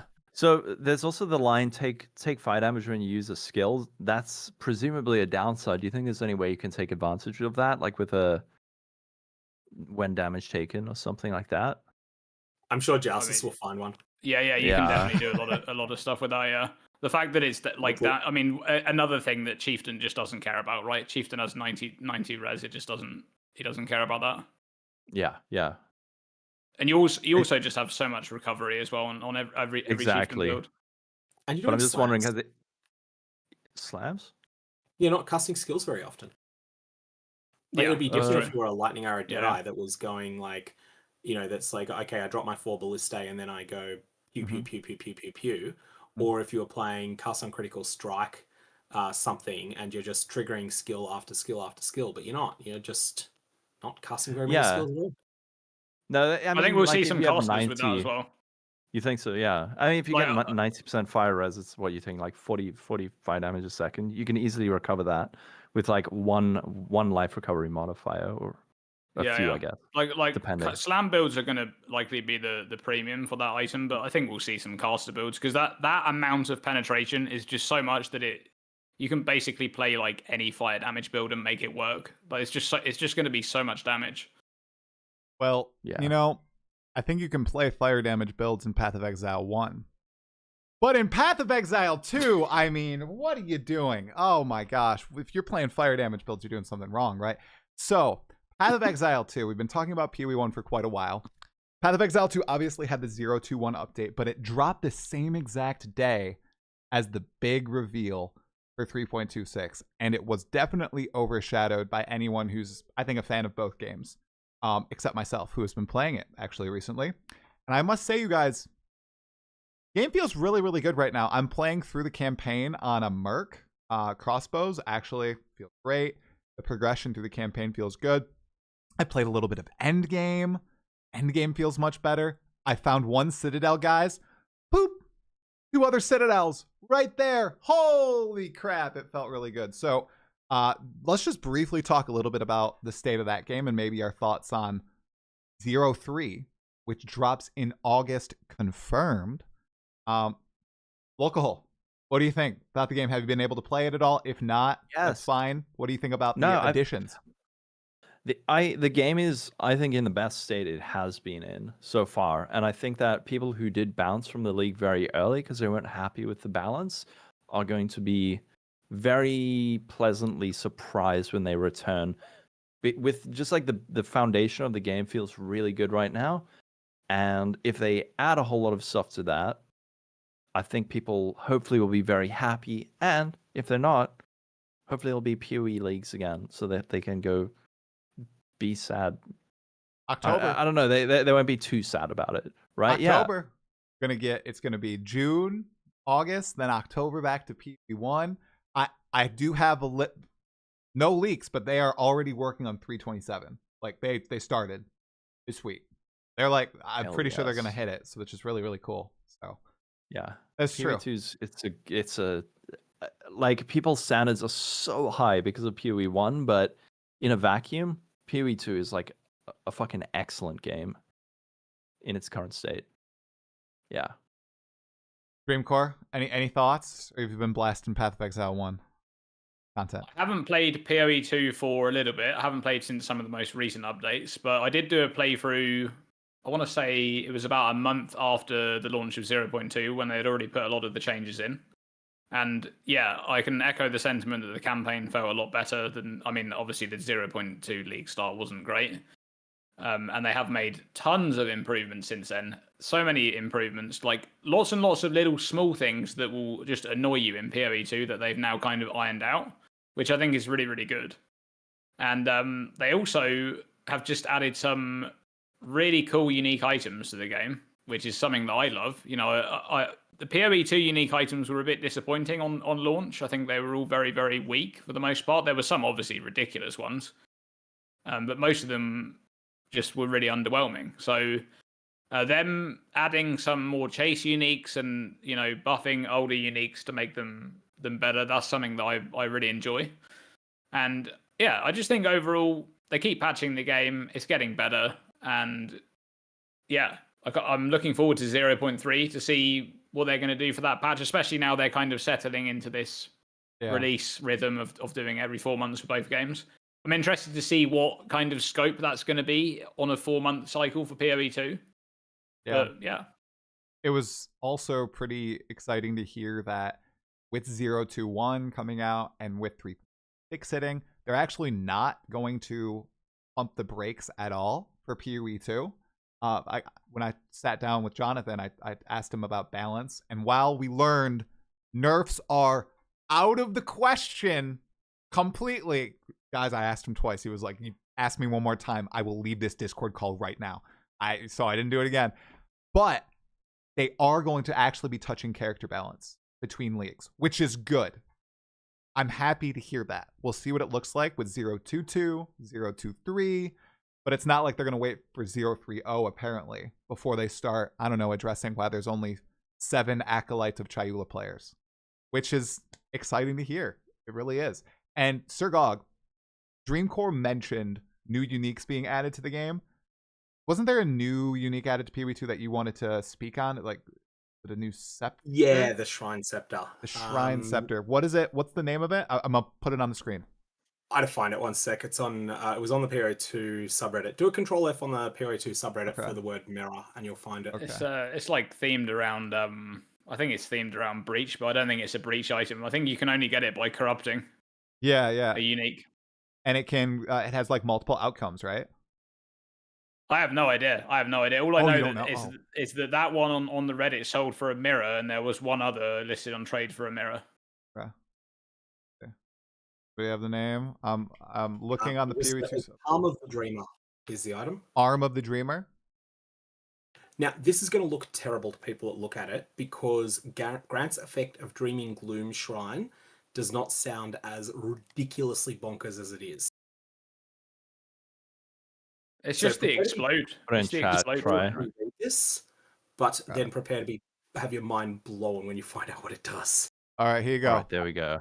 Got it on screen. Boom. Okay. There you go. Oh, with the art and everything. Art and everything. All right. What is this? So, does this basically add the Gloom Shrine buff permanently? Dude, that's so crazy. Oh, damn. That's not going to stay in the game. That's like one of the biggest feel-goods in PoE 1 and PoE 2 is finding a Gloom Shrine no matter your build and just little purple balls appearing everywhere. That's crazy. So, to be fair, this is like the other stats on this would be in line with like an Act 3 weapon. Yeah. But, even though it's the most important slot on your character, that effect is just off the charts in PoE 2. That is crazy. Yeah, that is just such nice quality of like also playing in a game with weapon swap, right? With good weapon swap tech, so you can use that item as your like main clearing thing. You have some other setup where you trade out a bunch of points that have like area effects and stuff like that for damage, for single target damage. Swap. Jesus Christ, can't even speak. To your other weapon set, and then you can just DPS down the boss. Literally what it does, guys. There's the definition. There we go. I didn't even know that. Your offhand with spears and stuff. Wait, isn't that just a normal Gloom Shrine effect, or why is it called Dreaming Gloom Shrine? Maybe. Or is that just is that what it's called in PoE 2? Is it actually just called Dreaming Gloom Shrine normally? I'm not sure. I haven't really looked at shrines too much in PoE 2. I know that the like they made a huge pass on like the damage shrines to make them be really noticeable and meaningful, because the PoE 1 ones were always just, you didn't even care about them, right? Whereas you got like these giant meteors falling down, they actually kill things, and the ice thing that spins around your character actually freezes things, right? Which is kind of cool. Bosses too. Yeah. So I wondered if they did a pass on the other ones, but some of them seem quite similar. Maybe this one is just always called Dreaming Gloomshrine. I'm not sure. Yeah. But yeah, that is a very cool scepter. That is really nice. So there's some speculation that the only way you can get this, I don't know if this is correct or not, is to use an Omen of Corruption to corrupt I think there's the other unique Shrine Scepter. Dude, that's which is mythic rarity. The other on that base, and that I don't think it's guaranteed to hit either. But yeah, it's like it's going to be the rarest unique item in the game, long term because of that. That's crazy. What does Impurity do? Because it also grants level X, level 18 Impurity. Let's see. Chaos PoE resistance aura. Oh, right. Okay, so it gives you, on top of all of that, Yep, gives you Chaos Res. 10 to 29% chaos res, and it doesn't cost any spirit because it's on the item, I think. Oh wow! And that's only for your allies, though, right? It doesn't affect you if it works Of like you, other auras. of your allies. Didn't they change it so that it applies to on scepters now? Note that it's not 29%. And you probably won't get this with 28 either. It's probably 27. Darn, PoE 2 DB's lying to me. There, that's what it is. Oh, yeah. Well, it's just that level 1 to 20. There we go. getting level 20 would require an item level 90. Oh, and getting 19 requires 84. So 84 can exist, but realistically won't. And most of the ones of this that exist will be I-80, I-81, I-82, I-83. Got it. That's a nice scepter. Ground Very 18. nice. Yeah. A lot of the uniques are really cool. I also like the way they presented them. They like put a whole bunch of like marketing effort into presenting them. They did one with the comic book, the Lionized comic Glare. book. Yeah. That was And cool. then the other, the crossbow. Finally, The crossbow is so much fun. The crossbow is awesome. That's that is. I want really that. Cool. I want that. So that's what I'm going to try to Not do. just the way they presented it, but the mechanics of that crossbow are really cool. Like investing into recovery of your life to be able to avoid reloading is really, really cool. Right. And it's clever too because you know it's really good for clearing and just killing a whole bunch of stuff. You get more powerful. You're gaining all these souls, and then when you get to the boss, you can unload all the souls onto the boss and deal a tremendous amount of damage. Like it was, I like that they a few of them granted those unique skills as well. I haven't actually seen what Whispering Ice looks like in P2 though. I don't know if anybody's created a build on it yet, but it's in the game now. Ice Storm. I haven't seen it yet. Yeah. It is mythic rarity, right? All of the ones in that post were mythic rarity, right? I think so. That was the implication, right? So Chernobog's pillar rarity. Is you guys would know this better than me. Is that the first time they've called Tier 0 uniques mythic? Yeah. Because that was and I think it's tier 1, not tier 0.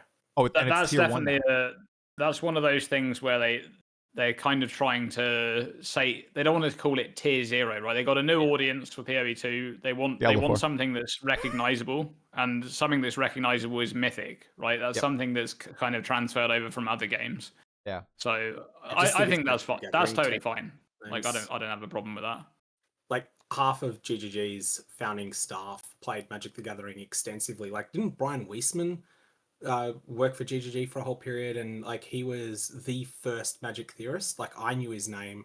I didn't even know or didn't even draw that connection, but it came up when Harishi resigned and like sort of discussing what might have happened there, and you're thinking, someone mentioned Brian Weisman existed, and it was like, oh, Chris Wilson was meeting Brian Weisman. Okay, that means that Chris is probably going to be putting together a CCG at some point, and if you were going to try and put out a CCG, the one person from Grinding Gear Games you would poach is Harishi. Maybe it's happening. Maybe we'll hear their names pretty soon. It could be a thing. Yeah. So that's my speculation there. Like they could get Eric too for the art and design, you know, get the band back together. We're like, just hope it's on PC and not just like a physical copy. We only need to spend, physical. Hundreds of dollars. Have to go to New Zealand to play the card game as well. Okay, so the and cards you are have to play, only. Chris is the final boss of the game. Okay, and then three other things that I would love to chat about PoE 2 related. 3.0. 0.3.0. Do you guys expect there to be a new class and the campaign to get expanded at all, or do you think it's going to be pretty small in scope? I know Dream, you kind of said, 4-month development cadence, maybe it's a little smaller. What do you guys think? Yes, there will be a new class. Yeah, because I kind of think they don't want to be in early access forever, right? And at some point this year, they said about the end of the year release being like 65% chance. Yeah. I don't know what they would say to that today, but I think they've gone off that since because 040 was referred to as 040, not 100. And that was, I think, in your interview, Try, wasn't it? Yeah. Yep. I heard that and I'm like, okay, that means that they're not, if they're planning a 040, then they're not planning a 100 this year. That's a good point. I think that's great. I think them doing a 1.0 release for December just wouldn't have made any sense. The game just isn't there yet. Like, you can call it a 1.0 release if you want, but it just isn't. It's not. It wouldn't be a full release. There would be like half of the classes, over half of the league mechanics, and whatever else are not in the game. Like, there's so many improvements still to be made. I think that makes sense if they.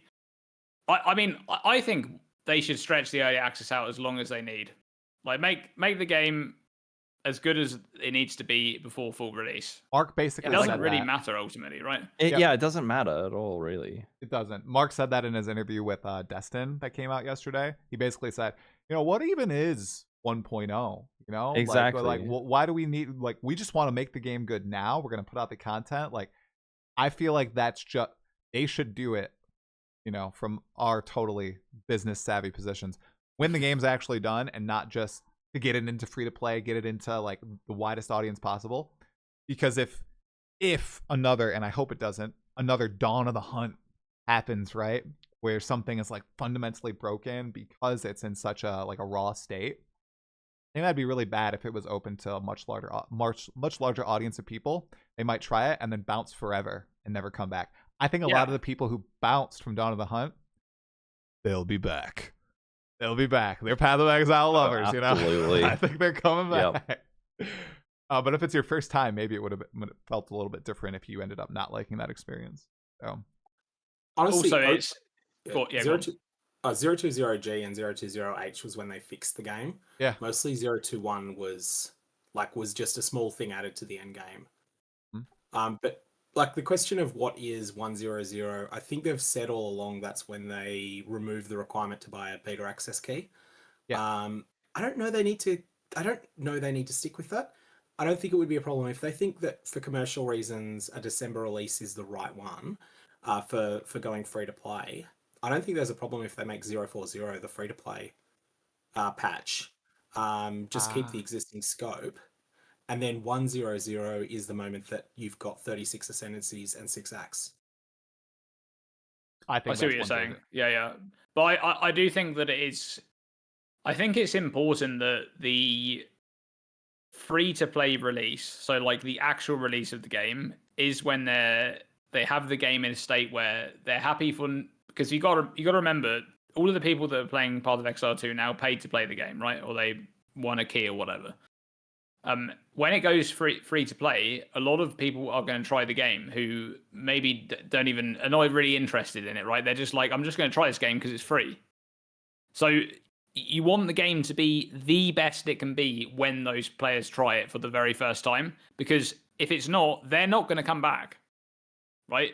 There are people who are waiting for the game who are already ARPG fans, but they're still waiting for a full release product, right? Those are the people where you could release it semi-complete and they actually will come back because they're clued in with the ARPG scene. They're following all of the development and stuff like that, right? But for people who are just trying the game randomly, I'll just try this, right? If you want them to have the best experience, then the game needs to be the best it can be when they're experiencing it the first time. And so, in my opinion, I think they should wait maybe even until the following December to do the full release. They need the Druid and the Paladin in the game. What they need. They're going to beat out everybody. Okay? Paladin, man. Dude, every ARPG player yearns for a Paladin now, and no one else is delivering it. GGG.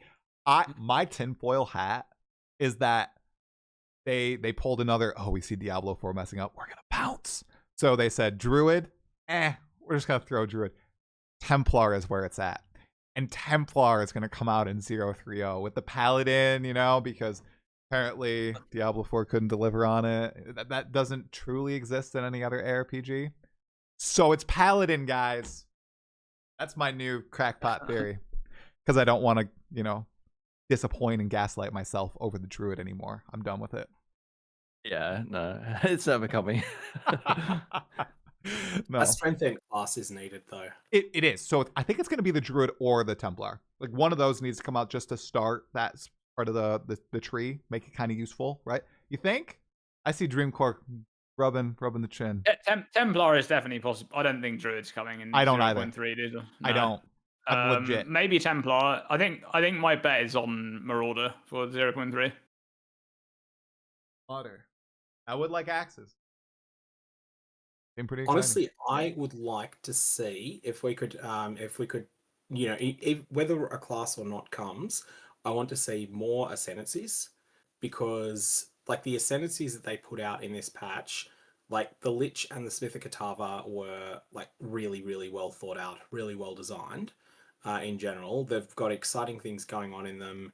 They're not single build ascendancies. They're quite versatile. That's the sort of thing. If we can get another one of them on a couple of other classes, that'd be fantastic. Like, imagine something of that quality on the Monk as an alternative to Invoker. I guess Acolyte Chayla might be reworked into that. That would work too. And then you have the question of like some of the things where the passive tree can feel a bit sparse in places. There's a lot of power on the passive tree in 2, but I feel like there's just too much travel from useful cluster to useful cluster. Too many clusters that don't synergize together with each other in the starting areas. Contrast this to Path of Exile 1 starting areas where there's probably 2/3 of the nodes that are close to your starting area are good for your character. They might not be the right choice, but they're at least good, which is not the case. Like, some of them are really, really, really niche into. I feel that. Like, on the Merc right now, like, there are just very specific clusters that I'm trying to path to. And I have to, like, avoid these huge chunks of passives that I'm like, wow, it would be really cool if there was something useful here. But no, I'm, like, doing this crazy pathing through because it's like... There is a lot of that on the PoE 2 tree. There's a lot of, like, I'm just spending 6 points to get from, like, one cluster to another. It's just crazy. Like, there's a lot of that going on. Yeah. Just generic attack nodes rather than Exactly. attack under condition X should be at the center, and then attack under condition X can be further out. Like things like increased effective blind. This is a genuinely good stat sometimes, but there's too much of it too close to the start in the Huntress, stuff like that. Definitely. Okay, you guys, anything else you wanted to chat about regarding PoE 2? Any other call-outs?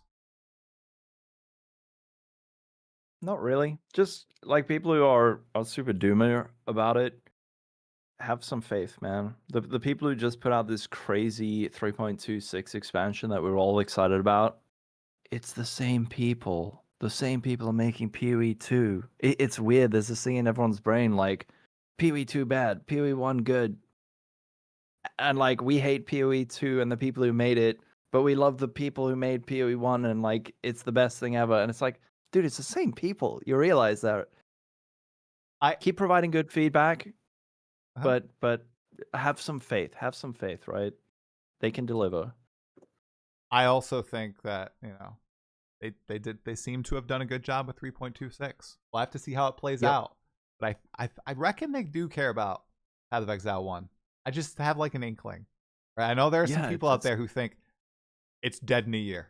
I just don't get that vibe.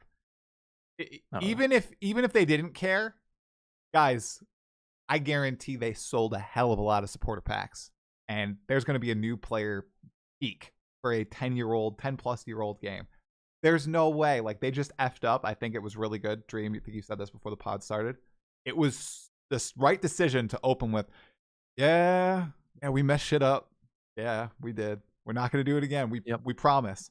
So hopefully they can live through. Live through. That's the hope. Okay. And just imagine a different timeline where GGG had called Freesia 3.26 and Secrets of the Atlas 3.27 or 4.0, I feel like that would have been received better. Think? I think Freesia kinda should have. wanting that. I think they could have made Freesia into a league realistically. Like if they had, I think that whole thing with that video that came out, all right, the infamous 3-minute video of Jonathan just apologizing but with nothing to give, right? Bad. If they had really thought that out better, then we could have just been in a different scenario altogether with PoE 1, right? Like it was like they gave us that video and then only after the weekend realized that people, oh guys, like They're there's like, so many PoE1? people that still love PoE 1. Like The Pox League takes off with 20,000 people. Yeah. Like, you know, I don't know, man. I think Anyway, yeah, we're here now. Like this is we're this here. Is, we're on the other side of we're it. in this timeline, not in that one, right? So Yeah, it is and what it is. despite the people being, there was a lot of crazy stuff and people being very angry, but I think at least on the bright side, all that anger probably made GG realize like people are extremely passionate about this game. People don't get angry about stuff they don't care about. So even though it was overblown, I think maybe we wouldn't be here if people were just like letting it slide the whole time. So It's I possible. think it was the Pox League that turned things around. Yeah. The what? The Pox Settlers Restart private league event, getting Literal more savior. players than any player run event that not named Gauntlet has ever had before. Yep. He is our And righteous getting- savior, Pox. He did it. Big thanks to I him was- and his beautiful hair. Yes. My gosh. Crazy hair. Okay, you guys, thanks so much for sitting here and chatting about Path of Exile 1 and PoE 2 for the past 2 hours. Everybody in the chat, thank you guys as well. I see everybody's pretty hyped up, especially for 3.26. I think all these guys are going to be, streaming, making content on it. I'm just going to be winging it and having a really good time with maybe Ball Lightning and chilling. Going to be fun. Hey, you guys, thanks so much. I appreciate it. I'll talk to you guys later. That's right. Awesome. Bye. Okay, I'll cut it there. I had something to ask after the pod. What the heck was it? Oh, I already forgot, you guys. My mind, it's dipping. The secret extra question. I had a one that secret can't- I'm just gonna extra grab question water. that I had I'll in be my right mind. back. The one that can't make it into the podcast for some reason. One that can't make it into the podcast. Oh, look, it's me. What is it? Man, I'm trying to think. What the heck did I want to ask you? I'm just loving what's happened to the Pause champ? crangling of the display now. Pause chat. Oh, yeah, wow, that looks freaky. Hey, Lolcohol. What was it? Recursion. Oh my gosh, I can't remember. It was a spicy one. Regex did break me. Oh my god. I literally didn't know. Like, I knew it stood for regular expression, right? But I didn't know the use of it. I guess I've never just looked it up. But once I saw It's just everybody a way of putting freaking formal out. logic like and not gates and things like that. Right. A way of condensing that into like a string of text. Right. See, and here's the thing. I have a degree in CAT, like computer science. So like I've done all this stuff before, but I've never, like, guys, my mind is just not wired in that way. I don't know. When I play games, I'm just like chilling. I know. I swear. I got the degree too. I don't have it hanging up because I don't use it, but was my degree? No, my degree was not from, it was from an accredited university, okay? Oh, I got to take off this. Very hot. Man, I had a question for you guys that I wanted to ask. I literally Is can't. it about remember. PoE 2? I don't know if or it was PoE about 1? PoE. PoE 1. Heck was it? it about bullshit? Yes, it was this. Oh, yeah. So, Gavrin released a video about New Zealand hiring laws. Oh, yeah. And that, like, yeah. I don't know if you guys have seen it, but like last week, it became even stricter with who they can hire. But then Mark, in that interview with Destin yesterday, he said that they've been like expanding quite a bit and it's helped and they're like getting more and more confident. I wonder if that was like before, maybe they got a surge of people in like and approved before this new very strict law came in. But I feel like that's probably one of the big inhibitors, the whole like only 5 people. Okay. And I think Dreamcore, I think you were arguing in the comments of one of your videos about this. Only 5 people that can make balanced decisions, or only 2 people that can make balanced decisions. I know. I mean, I said in that video, right, that because Jonathan said they had 2 people that can make balance changes without the need for further approval, right? They can just make them on site. They don't need anyone to confirm the changes or whatever, right? And then they said they had a few more. This was his words, a few more that could then submit changes for approval, presumably to those 2 people, right? Because they're the people who know that they can make those changes. Therefore, they're the people who would also be able to approve the changes. Yeah. So, and then obviously people were calling me out and saying that, you know, there's more people that can make changes. But in my mind, if other people are making suggestions, right, that is actually more work to get those changes through, because those people have thought about the changes, decided whatever numbers they are, then they have to submit them for approval to those other people who need to find time to then go through them and decide if they're right or not for the game, right? And because that takes longer, that means that those changes are less likely to make it into a patch.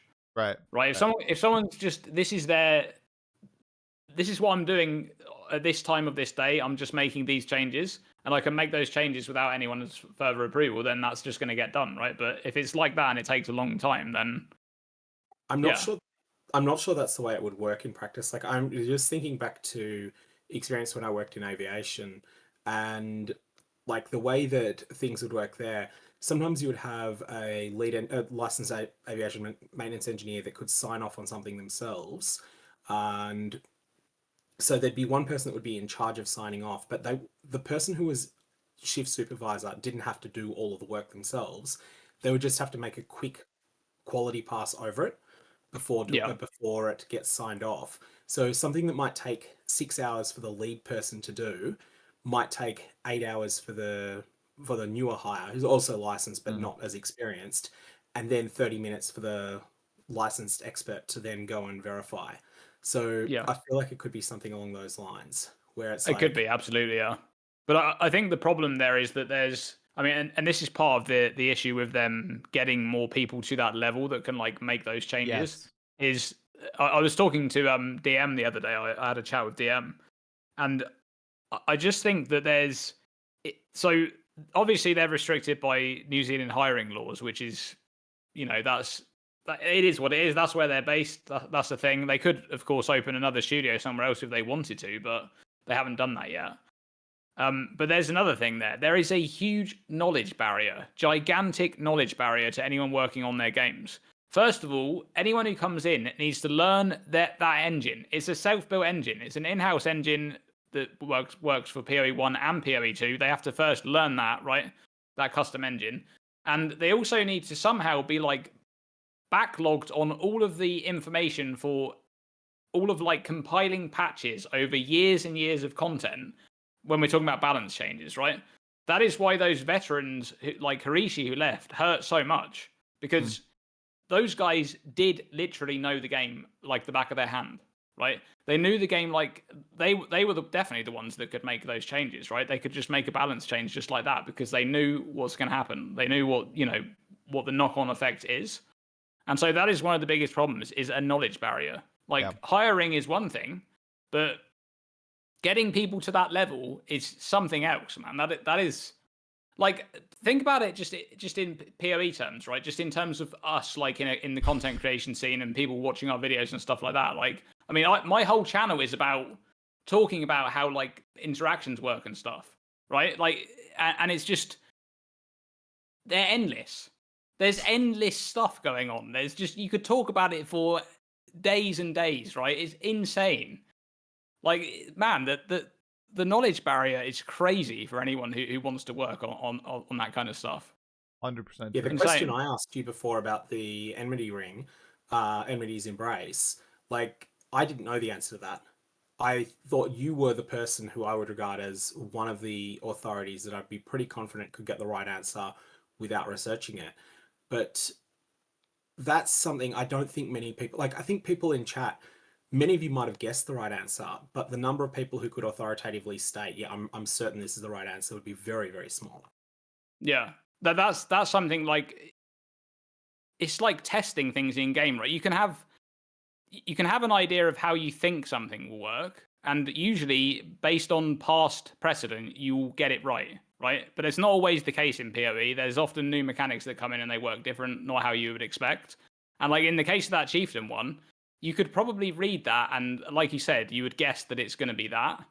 But I would only know that because I've tested that on other things, like for example those helmets, right? With that modifier. So I know that the fire resistance, when it says your fire resistance is 75, it then also applies that to lightning and cold at half the value. So like other modifiers to resistance do work, not just like the basic ones. So that will absolutely work like that. Like it's going to apply that reduction to the other resistances as well at half the value. Oh, sorry. So it's 27.5% nerf to cold. So if That's what it's going to do. Yeah. It's going to source of plus 200 fire resistance on a single item. You would get 90 to fire resistance that would propagate across, but then you would get 100 nerfed by 27.5 to 72.5 to each of the other two. Yeah. It's gonna it will apply it's gonna directly apply that to your other resistances. So it's gonna be, let's say that was a 50 reduction. I don't know what the roll range on that is. I'm assuming it's gonna be 50 to 60. It might be 55 to 65, like you said. Yeah, it could be, yeah. But let's say it's 50, you will just have a 25% reduction on lightning and cold. Like that modifier is just going to be a global modifier on your lightning and cold resistances from any source. So everybody, yeah, I'm gonna have to cut everybody off. I am supposed to be playing D&D in 15 minutes. So I have to go clean the basement. Yes, we're playing Dungeons and Dragons. Not in my parents' basement. It's in my own basement. Okay, so it's fine. Totally fine. So thank you guys all so much. I'm gonna raid Arrow, I think. So yeah, let's do it. Thank you guys so much for participating. Thanks everybody in the chat as well. Good chat. Yeah, thank you guys. Yeah, talk later. Cheers, guys. Good luck. All right, you guys. We're gonna raid Arrow. Give Arrow some logins. I want to see a whole bunch of logins for Path of Exile 1, you guys. Thanks so much for tuning in. I'm gonna go play some D&D. Gotta go clean my basement. So thank you. All right, he has a cool Golemancer idea. Go tell him how awesome it is. Give him a big warm welcome for me. I can't stay. Thank you all. Have a wonderful Sunday. Bye-bye. To say it again.